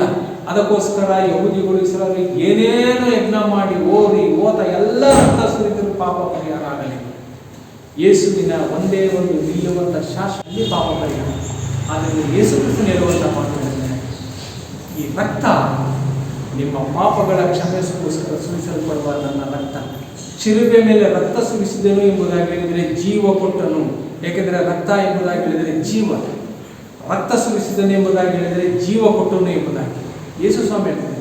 ನಾನು ಯಾಕೆ ರಕ್ತ ಸುರಿಸಿದರೆ ಎಂಬುದಾಗಿ ಹೇಳ್ತಾರೆ. ತತ್ವ ಇತ್ತಲ್ಲ ಹಳೆ ಒಡಂಬಡಿಕೆಯಲ್ಲಿ, ರಕ್ತಧಾರೆಯ ಪಾಪ ಪರಿಹಾರ, ನಿಮ್ಮ ಪಾಪಗಳಿಗೋಸ್ಕರ, ಸಮಸ್ತ ಲೋಕದ ಪಾಪ ಪರಿಹಾರಕ್ಕೋಸ್ಕರ, ಶಾಶ್ವತವಾಗಿ ಅದನ್ನು ನಿರ್ಮೂಲ ಮಾಡಲು ಶಿಲುಬೆ ಮೇಲೆ ನನ್ನ ರಕ್ತವನ್ನು ಸುರಿಸಿದ್ದೇನೆ. ಅದರಲ್ಲಿ ನೀವೀಗ ಪಾನ ಮಾಡಿರಿ. ಮತ್ತು ಇನ್ನೊಂದು ಕಡೆ ಹೇಳ್ತಾರೆ, ಯೋಹಾನನು ಬರೆದ ಸುವಾರ್ತೆ 4ನೇ ಅಧ್ಯಾಯದಲ್ಲಿ ಸಮಾನ ಸ್ತ್ರೀಗೆ ಹೇಳಿದಂಥ ಮಾತು ಅದು. ಇನ್ನೊಂದು ರೀತಿಯ ರಕ್ತ ಜೀವ ಜಲ, ಲಿವಿಂಗ್ ವಾಟರ್. ಸಮಾಜದ ಸ್ತ್ರೀಗೆ ಹೇಳ್ತಾರೆ, ಅಮ್ಮ ಈ ನೀರನ್ನು ಕುಡಿದರೆ ನಿನಗೆ ಮತ್ತೆ ನೀರಡಿಕೆ ಆಗುತ್ತದೆ, ನಾನು ಕೊಡುವಂಥ ನೀರು ಕುಡಿದರೆ ಮತ್ತೆ ನಿನಗೆ ನೀರಡಿಕೆ ಆಗುವುದಿಲ್ಲ, ಅದು ಜೀವಜಲ, ನಿನ್ನಲ್ಲಿ ಉಕ್ಕುವ ಒಡತೆ ಅಂತಿದ್ದು ನಿನಗೆ ನಿತ್ಯ ಜೀವವನ್ನು ಉಂಟು ಮಾಡುತ್ತದೆ. ಅದು ಇವತ್ತು ನಿನಗೆ ಕೊಡಲ್ಪಡುವ ರಕ್ತ. ಅದರ ಇನ್ನೊಂದು ಅರ್ಥ ಪಾಪ ಕ್ಷಮೆ ಮತ್ತು ಜೀವಜಲ. ನೀನು ಸ್ವೀಕರಿಸಿದರೆ ಅದು ನಿನ್ನಲ್ಲೇ ಉಕ್ಕುವ ಹೊರತೆ ಅಂತಿದ್ದು ನಿನಗೆ ನಿತ್ಯ ಜೀವವನ್ನು ಉಂಟು ಮಾಡ್ತದೆ. ಇನ್ನೊಂದು ಯೇಸು ಹೇಳ್ತಾರೆ, ನಿನ್ನಲ್ಲಿ ನನ್ನ ಜೀವಜಲದಿಂದ ಪವಿತ್ರಾತ್ಮನ ಹೊಳೆಗಳನ್ನೇ ನಾನು ನಿನ್ನಿಂದ ಹರಿಸುತ್ತೇನೆ. ಇದೆಲ್ಲವನ್ನು ನೀವು ನೆನಪಿಟ್ಕೊಂಡು, ಆ ಎರಡೂ ಪದಾರ್ಥಗಳ ಅಷ್ಟೂ ಗೂಢಾರ್ಥ ಇದೆ, ಅಷ್ಟು ಶಕ್ತಿ ಇದೆ. ಮತ್ತು ಎರಡೂ ವಸ್ತುಗಳಲ್ಲಿ ಅಡಕವಾಗಿರುವುದು ಯೇಸು. ಅದಕ್ಕೋಸ್ಕರ ನಮ್ಮ ಸಭೆಗಳಲ್ಲಿ ಸಂಸ್ಕಾರಕ್ಕೆ ಮುಂಚೆ ಒಂದು ಮಾತು ಇದೆ. ಆ ಎರಡು ವಸ್ತುಗಳ ಪ್ರಾರ್ಥನೆ ಅಂತ, the things of God for the people of God. ದೇವಜನರಿಗೋಸ್ಕರ ದೇವರ ವಸ್ತುಗಳು. ನೀವು ದೇವಜನರು, ಇವತ್ತು ಕರೆಯಲ್ಪಟ್ಟಿದ್ದೀರಿ. ಅವೆರಡು ದೇವರ ವಸ್ತುಗಳು. ಯೇಸು ಕ್ರಿಸ್ತನು ತನ್ನ ವಸ್ತುವನ್ನು ನಿಮಗೆ ಇವತ್ತು ಆತನು ನೀಡಿ ನೀವು ಬದುಕುವಂತೆ ಆತನು ಮಾಡ್ತಾನೆ. ಮತ್ತು ಚೆನ್ನಾಗಿ ನೆನಪಿಡಬೇಕು, ಈ ಎರಡು ವಸ್ತುಗಳು ನಮ್ಮ ಜೀವಾಧಾರದ ವಸ್ತು, ನಮ್ಮನ್ನು ಬದುಕುವಂತೆ ಮಾಡುವಂಥದ್ದು ಈ ವಸ್ತು. ಮತ್ತು ಇನ್ನೊಂದು ಕೂಡ ಅಂತ, ಯಹೂದಿಗಳು ಬಹಳ ಪ್ರಾಮುಖ್ಯ. ಅದರಲ್ಲೂ ಅಬ್ರಹಾಮ. ನಾವು ಹುಟ್ಟು ಅಬ್ರಹಾಮನ ಏನಲ್ಲ, ಹುಟ್ಟು ಯಹೂದಿಗಳು ಏನು ಅಲ್ಲ. ಆದರೆ ಒಂದು ನೆನಪಿಡಬೇಕು, ಯೇಸು ಕ್ರಿಸ್ತನು ಕಟ್ಟ ಯಹೂದಿ ರಬ್ಬಿ, ದೇವಕುಮಾರ. ಒಂದು ಸಾರಿ ಆತನ ದೇಹ ರಕ್ತ ಸಂಸ್ಕಾರದಲ್ಲಿ ನಾವು ಭಾಗಿಯಾದರೆ ಅಬ್ರಹಾಮನ ಎಲ್ಲ ಆಶೀರ್ವಾದಗಳು ನಮಗೆ, ಯಹೂದಿಗಳ ಎಲ್ಲ ಆಶೀರ್ವಾದವು ನಮಗೆ. ಯಾಕೆ? ಯೇಸು ಕ್ರಿಸ್ತನು ಯಹೂದಿ ರಬ್ಬಿ, ದೇವಕುಮಾರ. ಆತನು ತನ್ನ ದೇಹ ರಕ್ತದಲ್ಲಿ ನಮಗೆ ಪಾಲು ಕೊಟ್ಟಿದ್ದರಿಂದ ಯಹೂದಿಗಳಿಗೆ ಎಲ್ಲ ಆಶೀರ್ವಾದಗಳು ನಮಗೆ. ನಾವು ದೇವಜನಾಂಗವಾಗುತ್ತೇವೆ. ಅಬ್ರಹಾಮನ ಎಲ್ಲ ಆಶೀರ್ವಾದಕ್ಕೆ ನಾವು ಪಾತ್ರರಾಗುತ್ತೇವೆ. ಈ ಹಿನ್ನೆಲೆ ಗುಣಾರ್ಥವನ್ನು ನಾವು ತಿಳಿದು ಸಂಸ್ಕಾರದಲ್ಲಿ ಭಾಗಿಯಾಗಬೇಕು. ಯೇಸು ಸ್ವಾಮಿ ಇನ್ನೊಂದು ಮಾತನ್ನು ಪ್ರಬಲವಾಗಿ ಹೇಳ್ತಾರೆ, ಇದು ನಿಮ್ಮ ಜೀವಿತದ ನಿಧಿ ನಿಕ್ಷೇಪ ಎಂಬುದಾಗಿ. ಅವ್ರು ಹೇಳುವಂಥ ಮಾತು ಯೋಹಾನನು ಬಳಸುವಂತೆ, ನನ್ನ ದೇಹ ತಿಂದು ನನ್ನ ರಕ್ತವನ್ನು ಕುಡಿಯದಿದ್ದರೆ ನನ್ನಲ್ಲಿ ನಿಮಗೆ ಪಾಲಿಲ್ಲ. ಖಂಡಿತವಾಗಿ ಯೇಸು ನನ್ನ ದೇಹವನ್ನು ತಿಂದು ನನ್ನ ರಕ್ತವನ್ನು ಕುಡಿಯದಿದ್ದರೆ ನನ್ನಲ್ಲಿ ನಿಮಗೆ ಪಾಲು ಇಲ್ಲ. ಯಾಕಂದರೆ ನನ್ನ ಮಾಂಸ ನಿಜವಾದ ಆಹಾರ ಮತ್ತು ನನ್ನ ರಕ್ತ ನಿಜವಾದಂಥ ಪಾನ. ಎರಡೂ ವಾಕ್ಯಗಳು ಯೋಹಾನನ ಸುವಾರ್ತೆಗಳಲ್ಲಿ ಮುಂದೆ ಮುಂದೆ ಬಂದಿವೆ. ಆದ್ದರಿಂದ ಯೇಸು ಸ್ವಾಮಿ ರೀತಿ ಹೇಳೋದ್ರಿಂದ, ನೀವು ಅದರಲ್ಲಿ ಪಾನ ಮಾಡಬೇಕಿದ್ರೆ ಅಂತ ಹೇಳಿದ್ರೆ ಪಾಲಿಲ್ಲ ಎಂಬುದಾಗಿ ಹೇಳಿದ್ದರಿಂದ ನಮ್ಮ ಜೀವಿತದ ನೀತಿ ನಿಕ್ಷೇಪ ಅವೆರಡರಲ್ಲೇ ಇದೆ ಎಂಬುದಾಗಿ ಹೇಳಿ ಆತನ ದೇಹ ರಕ್ತ ಸಂಸ್ಕಾರದಿಂದ ಪಾಲ. ಒಂದು ಸಾರಿ ಒಬ್ಬರು ಚಿಕ್ಕ ಸಭೆ ಸಕ್ರಮೆಂಟ್ಗೋಸ್ಕರ, ದ್ರಾಕ್ಷಾರಸ ಇದಕ್ಕೋಸ್ಕರ ಅವರು ಗ್ಲಾಸ್ ಕಪ್ಗಳನ್ನ ಕೊಟ್ಟಿರ್ತಾರೆ. ಅನೇಕ ವರ್ಷಗಳ ನಂತರ ಡೊನೇಟ್ ಮಾಡಿದಂಥ ವ್ಯಕ್ತಿ, ದಾನ ನೀಡಿದಂಥ ವ್ಯಕ್ತಿ ಗ್ಲಾಸ್ ಕಪ್ಗಳನ್ನು ಸಭೆಗೆ ಬಂದಾಗ ಅಲ್ಲಿ ಗ್ಲಾಸ್ ಕಪ್ಗಳೆಲ್ಲ ಸಿಲ್ವರ್ ಕಪ್ ಬಂದಿದೆ, ಬೆಳ್ಳಿಯ ಲೋಟಗಳು. ಇವಾಗ ಅನೇಕ ಸಭೆಗಳಲ್ಲಿ ಬೆಳ್ಳಿ ಲೋಟಗಳು. ಇದನಿಗೆ ಒಂದು ಸ್ವಲ್ಪ ಬಹಳ ಬೇಸರ ಆಗ್ತದೆ. ಏನಪ್ಪ, ನಾನು ಗ್ಲಾಸ್ ಲೋಟ ಕೊಟ್ಟಿದ್ದೆ, ಸ್ವಲ್ಪ ವರ್ಷದ ನಂತರ ನೋಡಿ ಸಭೆ ನಾನು ಗ್ಲಾಸ್ ಕಪ್ಪೆಲ್ಲ ತೆಗೆದಾಕ್ಬಿಟ್ಟಿದ್ದು ಸಿಲ್ವರ್ ಕಪ್ನಲ್ಲಿ. ಆತನು ಭಕ್ತ ಯೋಚಿಸ್ತಾ ಕುಳಿತಿದ್ದಾಗ ಮತ್ತೆ ಯೇಸು ಕ್ರಿಸ್ತನು, ಮಗನೇ, ಗ್ಲಾಸ್ ಕಪ್ ಆಗಲಿ ಸಿಲ್ವರ್ ಕಪ್ ಆಗಲಿ ಅದು ಮುಖ್ಯ ಅಲ್ಲಪ್ಪ, ಅದರೊಳಗೆ ಏನಿದೆ ಅದು ಮುಖ್ಯ. ಅದು ನಿನ್ನ ಜೀವಿತದ ನಿಧಿ ನಿಕ್ಷೇಪ. ಅದನ್ನು ನೋಡು. ಎಲ್ಲ ಏನು ಹೇಳ್ತಿದ್ದೇನೆ ಅಂದರೆ, ಪದ್ಧತಿಗಳು ಸಂಪ್ರದಾಯಗಳು ಅಲ್ಲ ಮುಖ್ಯ ಅಲ್ಲ. ಅನೇಕ ಸಭೆಗಳು ಅನೇಕ ಸಂಪ್ರದಾಯಗಳು ಅದಲ್ಲ. ಬೇಕಾಗಿರುವುದೇನು? ಎರಡು ವಸ್ತು. ಅದು ಪ್ರಮುಖ. ಆತನ ದೇಹ, ಆತನ ರಕ್ತ. ಅದನ್ನು ಮಾತ್ರ ನೀನು ನೋಡು. ಅದರೊಳಗೆ ನಾನಿರುವುದು. ಕಪ್ನಲ್ಲಿ ನಾನಿಲ್ಲ. ಚಿನ್ನದ ಕಪ್ಗಳು ಅದು ಏನು ಇಲ್ಲ. ಇದು ಆತನಿಗೆ ಆತನಿಗೆ ಆಗಾಡ್ತಕ್ಕ ನನ್ನ ಜೀವಿತದ ನಿಧಿ ನಿಕ್ಷೇಪ. ಅದು ನಾನು ಎರಡು ವಸ್ತುಗಳನ್ನು ನೋಡಬೇಕು, ನಾನು ಯಾವ ರೀತಿ ಸಿದ್ಧನಾಗಿ ಬಂದಿದ್ದೆ ನೋಡಬೇಕು ಹೊರತು ಲೌಕಿಕ ರೀತಿಯಲ್ಲಿ ನಾನು ಗ್ಲಾಸ್ ಕಪ್ ಅಥವಾ ಸಿಲ್ವರ್ ಕಪ್ ನಾನು ಆವಾಗ ಭಕ್ತನಿಗೆಲ್ಲ. ಮತ್ತು ಇನ್ನೊಂದು ಏನಪ್ಪ ಅಂದರೆ, ಯಾರಿಗೋಸ್ಕರ ಈ ಸಂಸ್ಕಾರ? ಯಾಕೆ ಈ ಸಂಸ್ಕಾರ ಯೇಸು ಸ್ವಾಮಿ ಸ್ಥಾಪಿಸಿದರೂ ನಾನು ಹೇಳಿದೆ ಮೊದಲು, ಮರೆತು ಹೋಗುವಂಥ ಜನ. ಮತ್ತು ಕಡೆ ಪ್ರಶ್ನೆ, ಯಾರಿಗೋಸ್ಕರ ಈ ಸಂಸ್ಕಾರ? ಕೆಲವು ಸಭೆಗಳಲ್ಲಿ ಹೇಳ್ತಾರೆ, this is only for full members. ದೃಢೀಕರಣದ ಮೂಲಕ ಅಂದರೆ ಕನ್ಫರ್ಮೇಷನ್ ಮೂಲಕ ಯಾರ್ಯಾರು ಪೂರ್ಣ ಸಭಾಂಗಿಗಳಾಗ್ತಾರೋ ಅವರಿಗೆ ಈ ಸಂಸ್ಕಾರ. ಖಂಡಿತ ಇರ್ಬೋದು, ಯಾಕೆಂದರೆ ಒಂದು ವಯಸ್ಸಿಗೆ ಬಂದ ನಂತರ ಅವರಿಗೆ ದೃಢೀಕರಣ ಆಗ್ತದೆ, ಆ ನಂತರ ಇದಾಗುತ್ತೆ. ಆದರೆ ಒಳ ಗುಣಾರ್ಥ ಏನಂದರೆ, ಈ ಸಂಸ್ಕಾರ ಯಾರಿಗೆ ಎಂಬುದಾಗಿ ಹೇಳಿದರೆ, ನಮ್ಮಂಥ ಪಾಪಿಗಳಿಗೋಸ್ಕರ, ಮನ ಮುರಿದವರಿಗೋಸ್ಕರ, ರೋಗಿಗಳಿಗೋಸ್ಕರ, ಸತತ ಜೀವಿಸುವಂಥ ನಮಗೆ, ಮುಪ್ಪಿನಲ್ಲಿ ಶಕ್ತಿ ಇಲ್ಲದಂಥ ನಮಗೆ ಸ್ವಸ್ಥತೆಗೋಸ್ಕರ ಇಟ್ಟಿರುವುದು ಈ ಸಂಸ್ಕಾರ. ಯೇಸು ಸ್ವಾಮಿ ತುಂಬ ಚೆನ್ನಾಗಿ ಹೇಳ್ತಾರೆ, ಅದನ್ನೇ ನಾವು ಹೇಳ್ತೀವಿ, the call of the Lord's table. ಇವತ್ತು ಈ ಕರ್ತನ ಮೇಜು ನಿಮ್ಮನ್ನು ಯಾವ ರೀತಿ ಕೂಗಿ ಸಂಬೋಧಿಸುತ್ತೆ, ಕರೆ ನೀಡ್ತದೆ ಎಂಬುದಾಗಿ ಸಂಸ್ಕಾರಕ್ಕೆ. ಎಲೆ ಕಷ್ಟಪಡುವರೆ ಹೊರೆ ಹೊತ್ತವರೇ, ಅದು ನಿಮ್ಮ ಕಾಯಿಲೆ, ಕಷ್ಟ, ರೋಗ, ಬಲನಿತ್ಯ, ಮುಪ್ಪು ಏನು ಬೇಕಾದರೂ ನನ್ನ ಮೇಜಿನ ಬಳಿಗೆ ಬನ್ನಿ, ನಾನು ನಿಮ್ಮ ಆತ್ಮಗಳಿಗೆ ಬೇಕಾದಂಥ ನಿಜವಾದ ವಿಶ್ರಾಂತಿಯನ್ನು ನಾನು ಕೊಡುತ್ತೇನೆ. ನನ್ನ ಮೇಜಿನ ಬಳಿಗೆ ಬರುವ ಒಬ್ಬ ಪಾಪಿಯನ್ನು ನಾನು ಎಂದಿಗೂ ತಳ್ಳಿಬಿಡುತ್ತೇನೆ. ಇದು ಸಿದ್ಧಾಂತ, ಇದು ಬಹಳ ಮುಖ್ಯ. ಪೂರ್ಣ ಸಭಾಂಗಿಯಾಗಲಿ ಅದಾಗಲಿ ಇದಾಗಲಿ ಸಂಸ್ಕಾರದಲ್ಲಿ ಯೂಕರಿಷ್ಟ ಆಗಲಿ ಇಡೀ ಸಭೆಗೆ ಕರ್ತನ ಮೇಜಿನ ಕೂಗು ಯಾರಿಗೆ ಆಹ್ವಾನ ಎಂಬುದಾಗಿ ಹೇಳಿದರೆ, ಕಷ್ಟಪಡುವರೇ, ಹೊರೆ ಹೊತ್ತವರೇ, ಬಿದ್ದು ಹೋದವರೇ, ಪಾಪಿಗಳೇ, ನನ್ನ ಬಳಿಗೆ ಬಂದಿರಿ, ನನ್ನ ಮೇಜಿನ ಬಳಿಗೆ. ನಾನು ನನ್ನ ದೇಹ ರಕ್ತದಿಂದ ನಿಮ್ಮನ್ನು ಪೋಷಿಸುತ್ತೇನೆ, ನಿಮ್ಮನ್ನು ನಾನು ಬದುಕಿಸುತ್ತೇನೆ.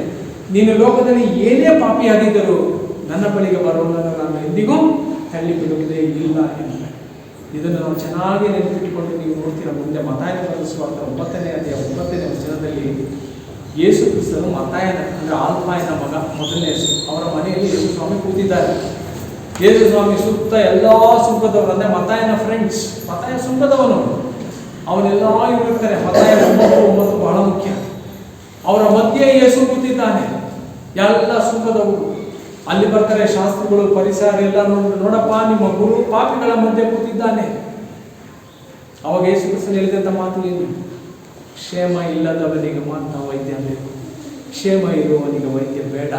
ನಾನು ನೀತಿವಂತರನ್ನು ಕರೆಯಲು ಬಂದಿಲ್ಲ, ಪಾಪಿಗಳು ಮನ ಮುರಿಯುವವರನ್ನು ಕಟ್ಟಲು ಬಂದಿದ್ದೇನೆ. ಇವತ್ತು ಅದೇ ಚಿತ್ರೀಕರಣ. ಈ ಸಂಸ್ಕಾರ ಯೇಸುವಿನ ಸಂಸ್ಕಾರ. ಇದನ್ನು ನಡೆಸುವುದು ಯೇಸು ಕ್ರಿಸ್ತನು. ಲೌಕಿಕವಾಗಿ ಸೇವಕರು ನಡೆಸುವುದು ಅದು ನಿಜವಾಗಿ ನಡೆಸುವುದು ಯೇಸು ಕ್ರಿಸ್ತನು. ನಾವೆಲ್ಲ ಪಾಪಿಗಳು, ಮತ್ತಾಯನ ಮನೆಯಲ್ಲಿ ಕುಳಿತಾಗ ಪಾಪಿಗಳು, ಪಾಪ ಮಾಡಿ ಲೋಕದಲ್ಲಿ ಏನೇನೋ ಮಾಡಿ ಬಂದು ಕೂತಿದ್ದೇವೆ.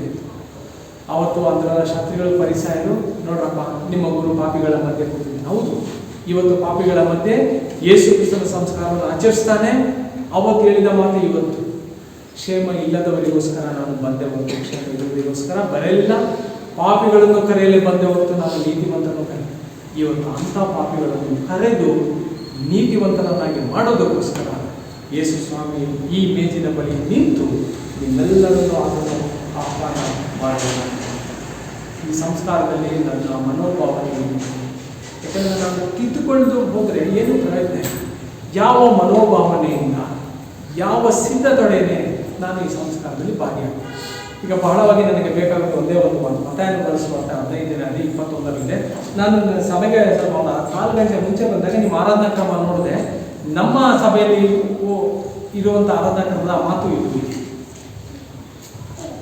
ಅದನ್ನು ನಾನು ಮುಂದೆ ಹೇಳ್ತೇನೆ. ಯಾವ ದೃಷ್ಟಿ, ಯಾವ ರೀತಿ ನಾನು ಕರ್ತನ ಮೇಜಿನ ಬಳಿಗೆ ಹೋಗಬೇಕು. ಸುರಪೋನಿಕೆದ ಕಾನೆಯನ್ನಿಸ್ತಿ ಮತ್ತಾಯ 15 ಬರೋದು. ಯೇಸು ಅವನಿಗೆ ಕೂತ್ಕೊಂಡು ಹೋಗ್ತಾನೆ, ನನ್ನ ಮಗಳಿಗೆ ದೆವ್ವದ ಕಾಟ ಆಗಿದೆ, ಕಟುವಾದ ಉತ್ತರ ಕೊಡಬೇಕು. ಕಳೆದು ಹೋದಂಥ ಕುರಿಗಳು ಇಸ್ರಾಯೇಲ್ ಜನಾಂಗಕ್ಕೋಸ್ಕರವಾಗಿ ಬಂದ, ನಿನ್ನಂಥ ಅನ್ಯಳಿಗೋಸ್ಕರ ಬಂದಿಲ್ಲ. ಮತ್ತೊಂದು ಅವರ ಅಡ್ಡ ಬಿದ್ದು ಕೇಳ್ಕೊಂತಾನೆ, ದಾವಿದ ಕುಮಾರನೇ ಕರುಣಿಸಿ ನನ್ನ ಮಗಳಿಗೆ ದೆವ್ವದ ಕಾಟ. ಇನ್ನೂ ಒಂದು ಸಾರಿ ಕಠಿಣವಾದ ಉತ್ತರ ಕೊಡ್ತಾರೆ. ದೇವರ ಮಕ್ಕಳು ತಿನ್ನುವ ರೊಟ್ಟಿಯನ್ನು ನಾಯಿಗಳಿಗೆ ಹಾಕುವುದು ಸರಿ, ಅನ್ಯ ಜನಾಂಗದವರು ನಾಯಿಗಳಿಗೆ ಸಮಾನ. ನನ್ನ ಜನರು ಯಹೂದಿಗಳು, ನನ್ನ ಮೇಜಿನ ಸುತ್ತ ಯಹೂದಿಗಳು, ಅಂಥ ರೊಟ್ಟಿಯನ್ನು ನಿಮಗೆ ಕೊಡಲ್ಲ. ಅಂದಾಗ ಕಾನ್ಯಸ್ತ್ರೀ ಏನಿದೆ, ನಾಯಿ ಮರಿಗಳಾದರೂ ಮೇಜಿನ ಮೇಲಿಂದ ಬೀಳುವಂತಹ ರೊಟ್ಟಿ ತುಂಡುಗಳನ್ನು ಆಯ್ತು. ಆ ಮಾತು ಅವಳ ಬಾಯಿಂದ ಬಂದ ತಕ್ಷಣ ಯೇಸು ಸ್ವಾಮಿಗಳು, ಅಮ್ಮ ನಿನ್ನ ನಂಬಿಕೆ ಬಹಳ, ನಿನ್ನ ಮಗಳು ಸ್ವಸ್ಥವಾದ. ಇವತ್ತು ನಿಮ್ಮ ಆರಾಧನಾ ಕ್ರಮದಲ್ಲಿ ಈ ಮಾತು ಬರೆಯಲ್ಪಟ್ಟಿದೆ. ಈ ನಿನ್ನ ಮೇಜಿನಿಂದ ಬೀಳುವ ರೊಟ್ಟಿಯ ತುಂಡುಗಳನ್ನು ಆಯ್ದುಕೊಳ್ಳುವುದು ನಾನು ಅಯೋಗ್ಯನು. ಯಾರ್ಯಾರು ಈ ಮನೋಭಾವದಿಂದ ಈ ವಾಕ್ಯವನ್ನು ಗಂಭೀರವಾಗಿ ಅರ್ಥ ಮಾಡಿಕೊಂಡು ವಿಧೇಯತೆಯಿಂದ ಬಂದು ಕರ್ತನ ಮೇಜಿನ ಬಳಿ ಅಡ್ಡಬಿದ್ದು ಸ್ವೀಕಾರ ಮಾಡುತ್ತೀರೋ, ಸಂಸ್ಕಾರದ ಮರ್ಮ ಶಕ್ತಿ ಅವರಿಗೆ ಮಾತ್ರ ಅನುಭವ. ಅದಕ್ಕೆ ಆ ಮಾತು ಅಲ್ಲಿ ಸೇರಿಸಲ್ಪಟ್ಟಿದೆ.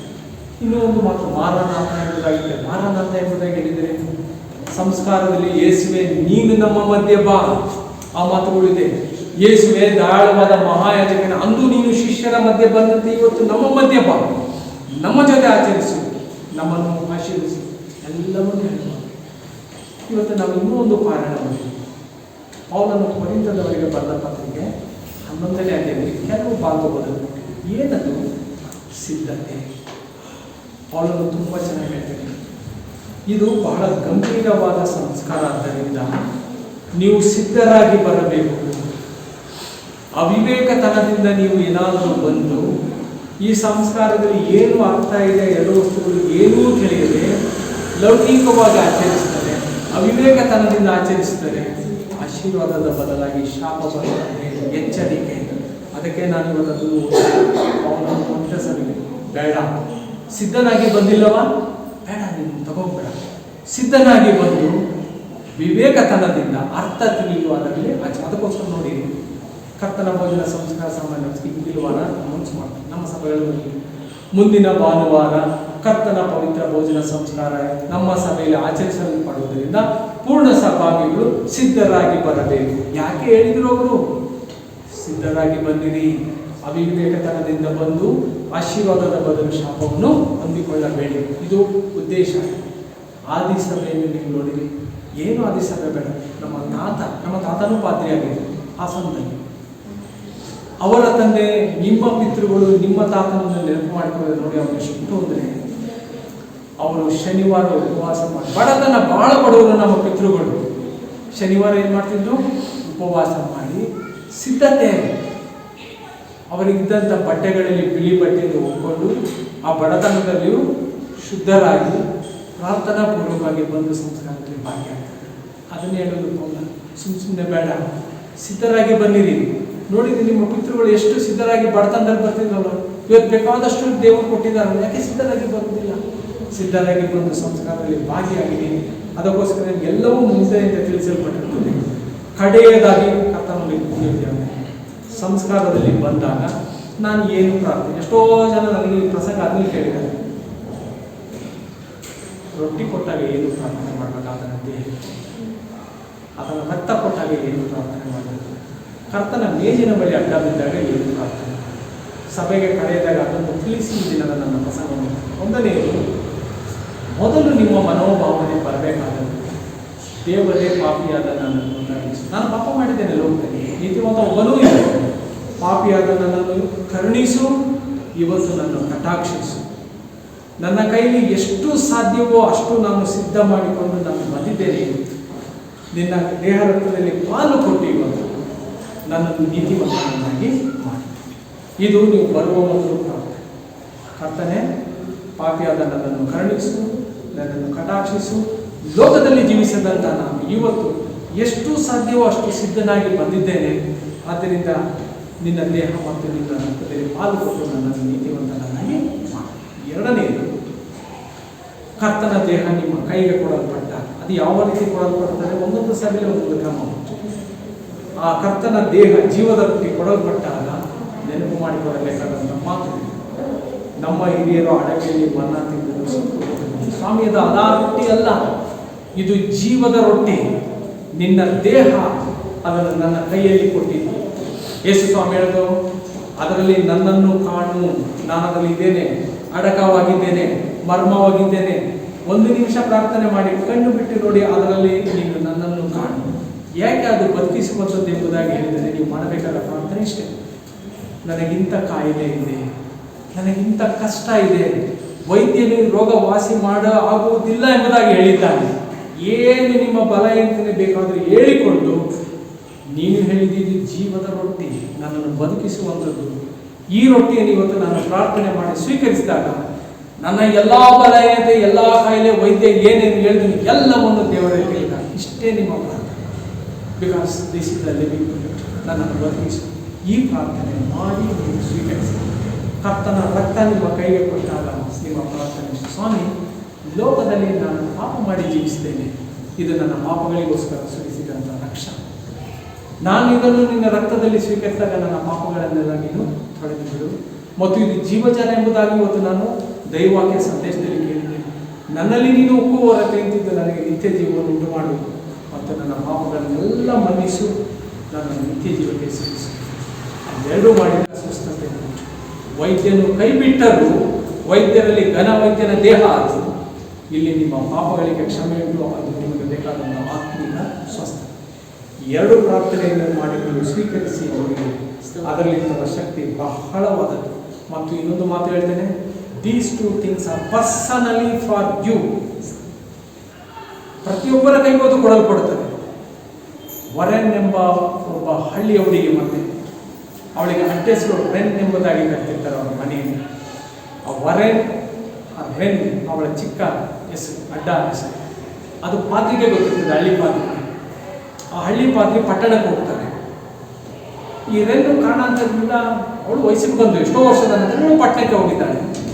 ಆದರೆ ಇವಳು ಗುರ್ತಿರಲಿಲ್ಲ ಪಾತ್ರಿನ. ಪಾತ್ರಿಗೆ ಚೆನ್ನಾಗಿ ಗೊತ್ತಾಯಿತು, ಹೋಗಲು ರೆನ್ ಇವತ್ತು ನಮ್ಮ ಸಭೆಗೆ ಬಂದಿದ್ದಾಳೆ, ಕರ್ತನ ಭೋಜನ ಸಂಸ್ಕಾರ. ಆದರೆ ಹುಡುಗಿಗೆ ಹುಡುಗಿನ ಮರ್ತಿದ್ದಾಳೆ. ಪಾತ್ರೆ ಚೆನ್ನಾಗಿ ನೆನಪಿಡಬೇಕು, ಕುರುಬನಿಗೆ ಕುರಿಗಳು ಚೆನ್ನಾಗಿ ಗೊತ್ತಿರ್ತಾರೆ. ನಿಮ್ಮ ಪಾತ್ರಿಗಳಿಗೆ ಪಾಸ್ಟರ್ಸ್ ಎಂಬುದಾಗಿ ಹೇಳುತ್ತಾರೆ, ಕುರಿಗಳು ಚೆನ್ನಾಗಿ ಗೊತ್ತಿಲ್ಲ. ಇವ್ರು ಕಂಡಿಡಿದ್ರು, ಆಕೆಗೆ ಗೊತ್ತಿಲ್ಲ. ಕರ್ತನ ದೇಹದ ಕಾಲಕ್ಕೋಸ್ಕರ ಆ ಟೇಬಲ್ ಬಳಿ ಆಕೆ ಇದ್ದಾಗ ಈ ಪಾತ್ರಿ ರೊಟ್ಟಿ ಕೊಡ್ಬೇಕಾದ್ರೆ, ದ್ರಾಕ್ಷಾರಸ ಕೊಡ್ಬೇಕಾದ್ರೆ ಹೇಳ್ತಾರೆ, ರನ್, ಇದು ನಿನಗೋಸ್ಕರ ಕೊಡಲ್ಪಟ್ಟ ಕ್ರಿಸ್ತನ ದೇಹ. ರನ್, ಇದು ನಿನಗೋಸ್ಕರ ಕೊಟ್ಟ ಕ್ರಿಸ್ತನ ರಕ್ತ. ಆಶ್ಚರ್ಯ ಆಗೋಗ್ಬಿಡ್ತಾರೆ. ಏನಿದು ನನ್ನ ಈ ಬಾಲ್ಯದ ಹೆಸರು ಇವರಿಗೆ ಹೆಂಗೆ ಗೊತ್ತಾಯಿತು? ಅಷ್ಟು ಅಲ್ಲದೆ ಪರ್ಸನಲ್ ಆಗಿ ನನಗೆ ಕೊಟ್ಟರು ನನ್ನ ಹೆಸರು ಹೇಳಿ. ಈ ಎರಡು ವಸ್ತುಗಳು ನನಗೆ ಯೇಸು ಕ್ರಿಸ್ತನು ವೈಯಕ್ತಿಕವಾಗಿ ಕೊಟ್ಟಿರುವುದು. ಆರಾಧನೆಯಿಂದ ಓಡಿ ಹೋಗ್ತಾರೆ. ಐನವರಿಗೆ ಅಮ್ಮ ನಿನ್ನ ಹಳ್ಳಿಯಲ್ಲಿದ್ದಂಥ ಪಾತ್ರಿ ನಾನೇ ಚಿಕ್ಕ ಹುಡುಗಿನಲ್ಲಿ ನೋಡಿದಾಗ ನನಗೆ ಗೊತ್ತಾಯಿತು, ಅದಕ್ಕೆ ನಾನು ಇವತ್ತು ನಿನ್ನ ಹೆಸರು ಹೇಳಿ. ಅವಾಗ ಅರ್ಥ ಆಗ್ತದೆ ಈ ಎರಡು ವಸ್ತುಗಳು ಪರ್ಸನ್. ಇವತ್ತು ಅಷ್ಟೇ ನಿಮ್ಮ ಕೈಗೆ ಈ ಎರಡು ವಸ್ತುಗಳು ಸೇರಿದಾಗ ನೀವು ನಿಮ್ಮ ಹೆಸರು ಹೇಳಿ ತೆಗೆದುಕೊಳ್ಳಿ.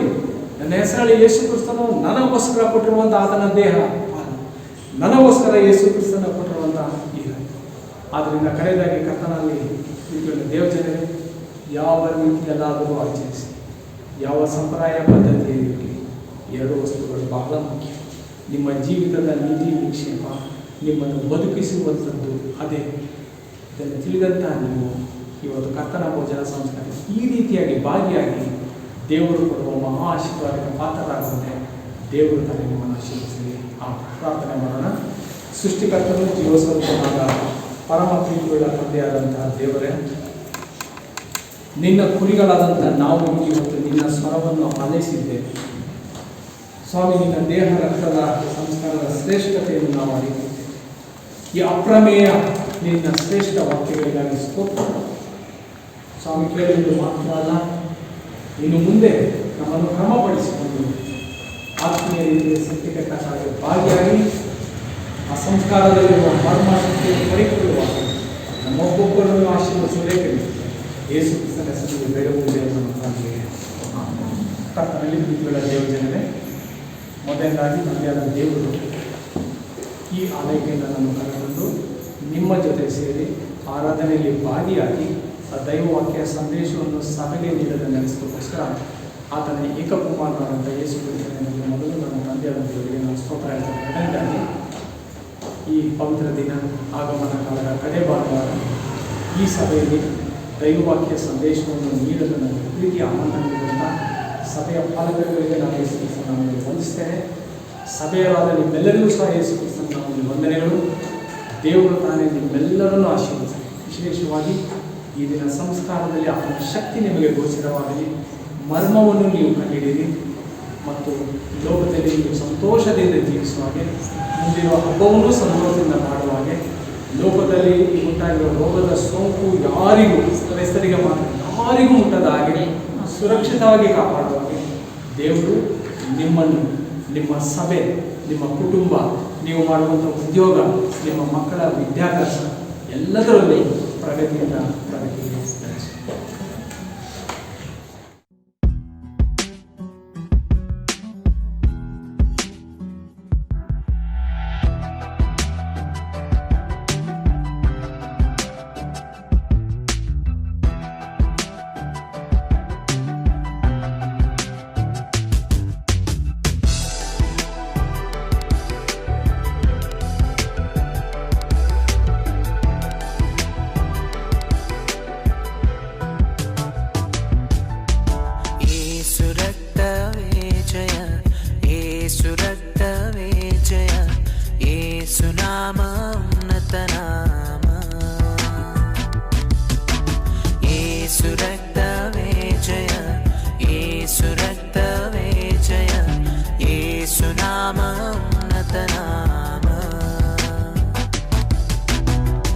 ಹೆಸರು ಹೇಳಿ ಕರೆದಾತನು ಕೈ ಬಿಡಾದ ಎಂದೆಂದಿಗೂ ಆಶೆ ತೀರ್ಸುವ ದೇವರು ಆದರಿಸುವನು.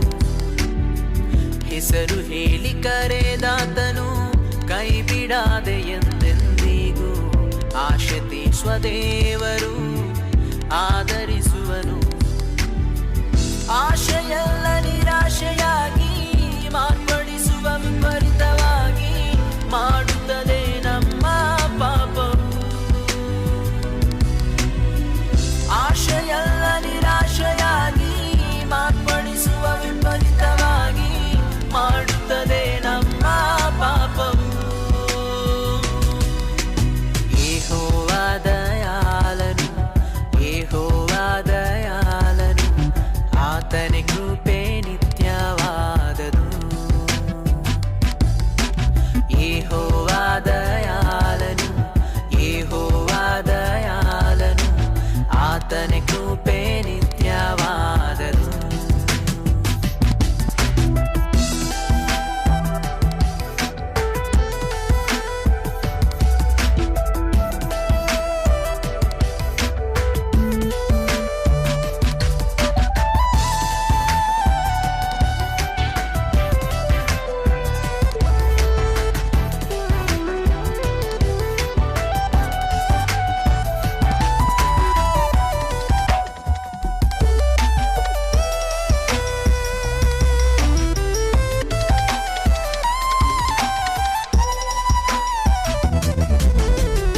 ಯಾರಿದ್ದರೂ ಇಲ್ಲದಿದ್ದರೂ ಯೇಸು ನಿನಗೆ ಸಾಕು.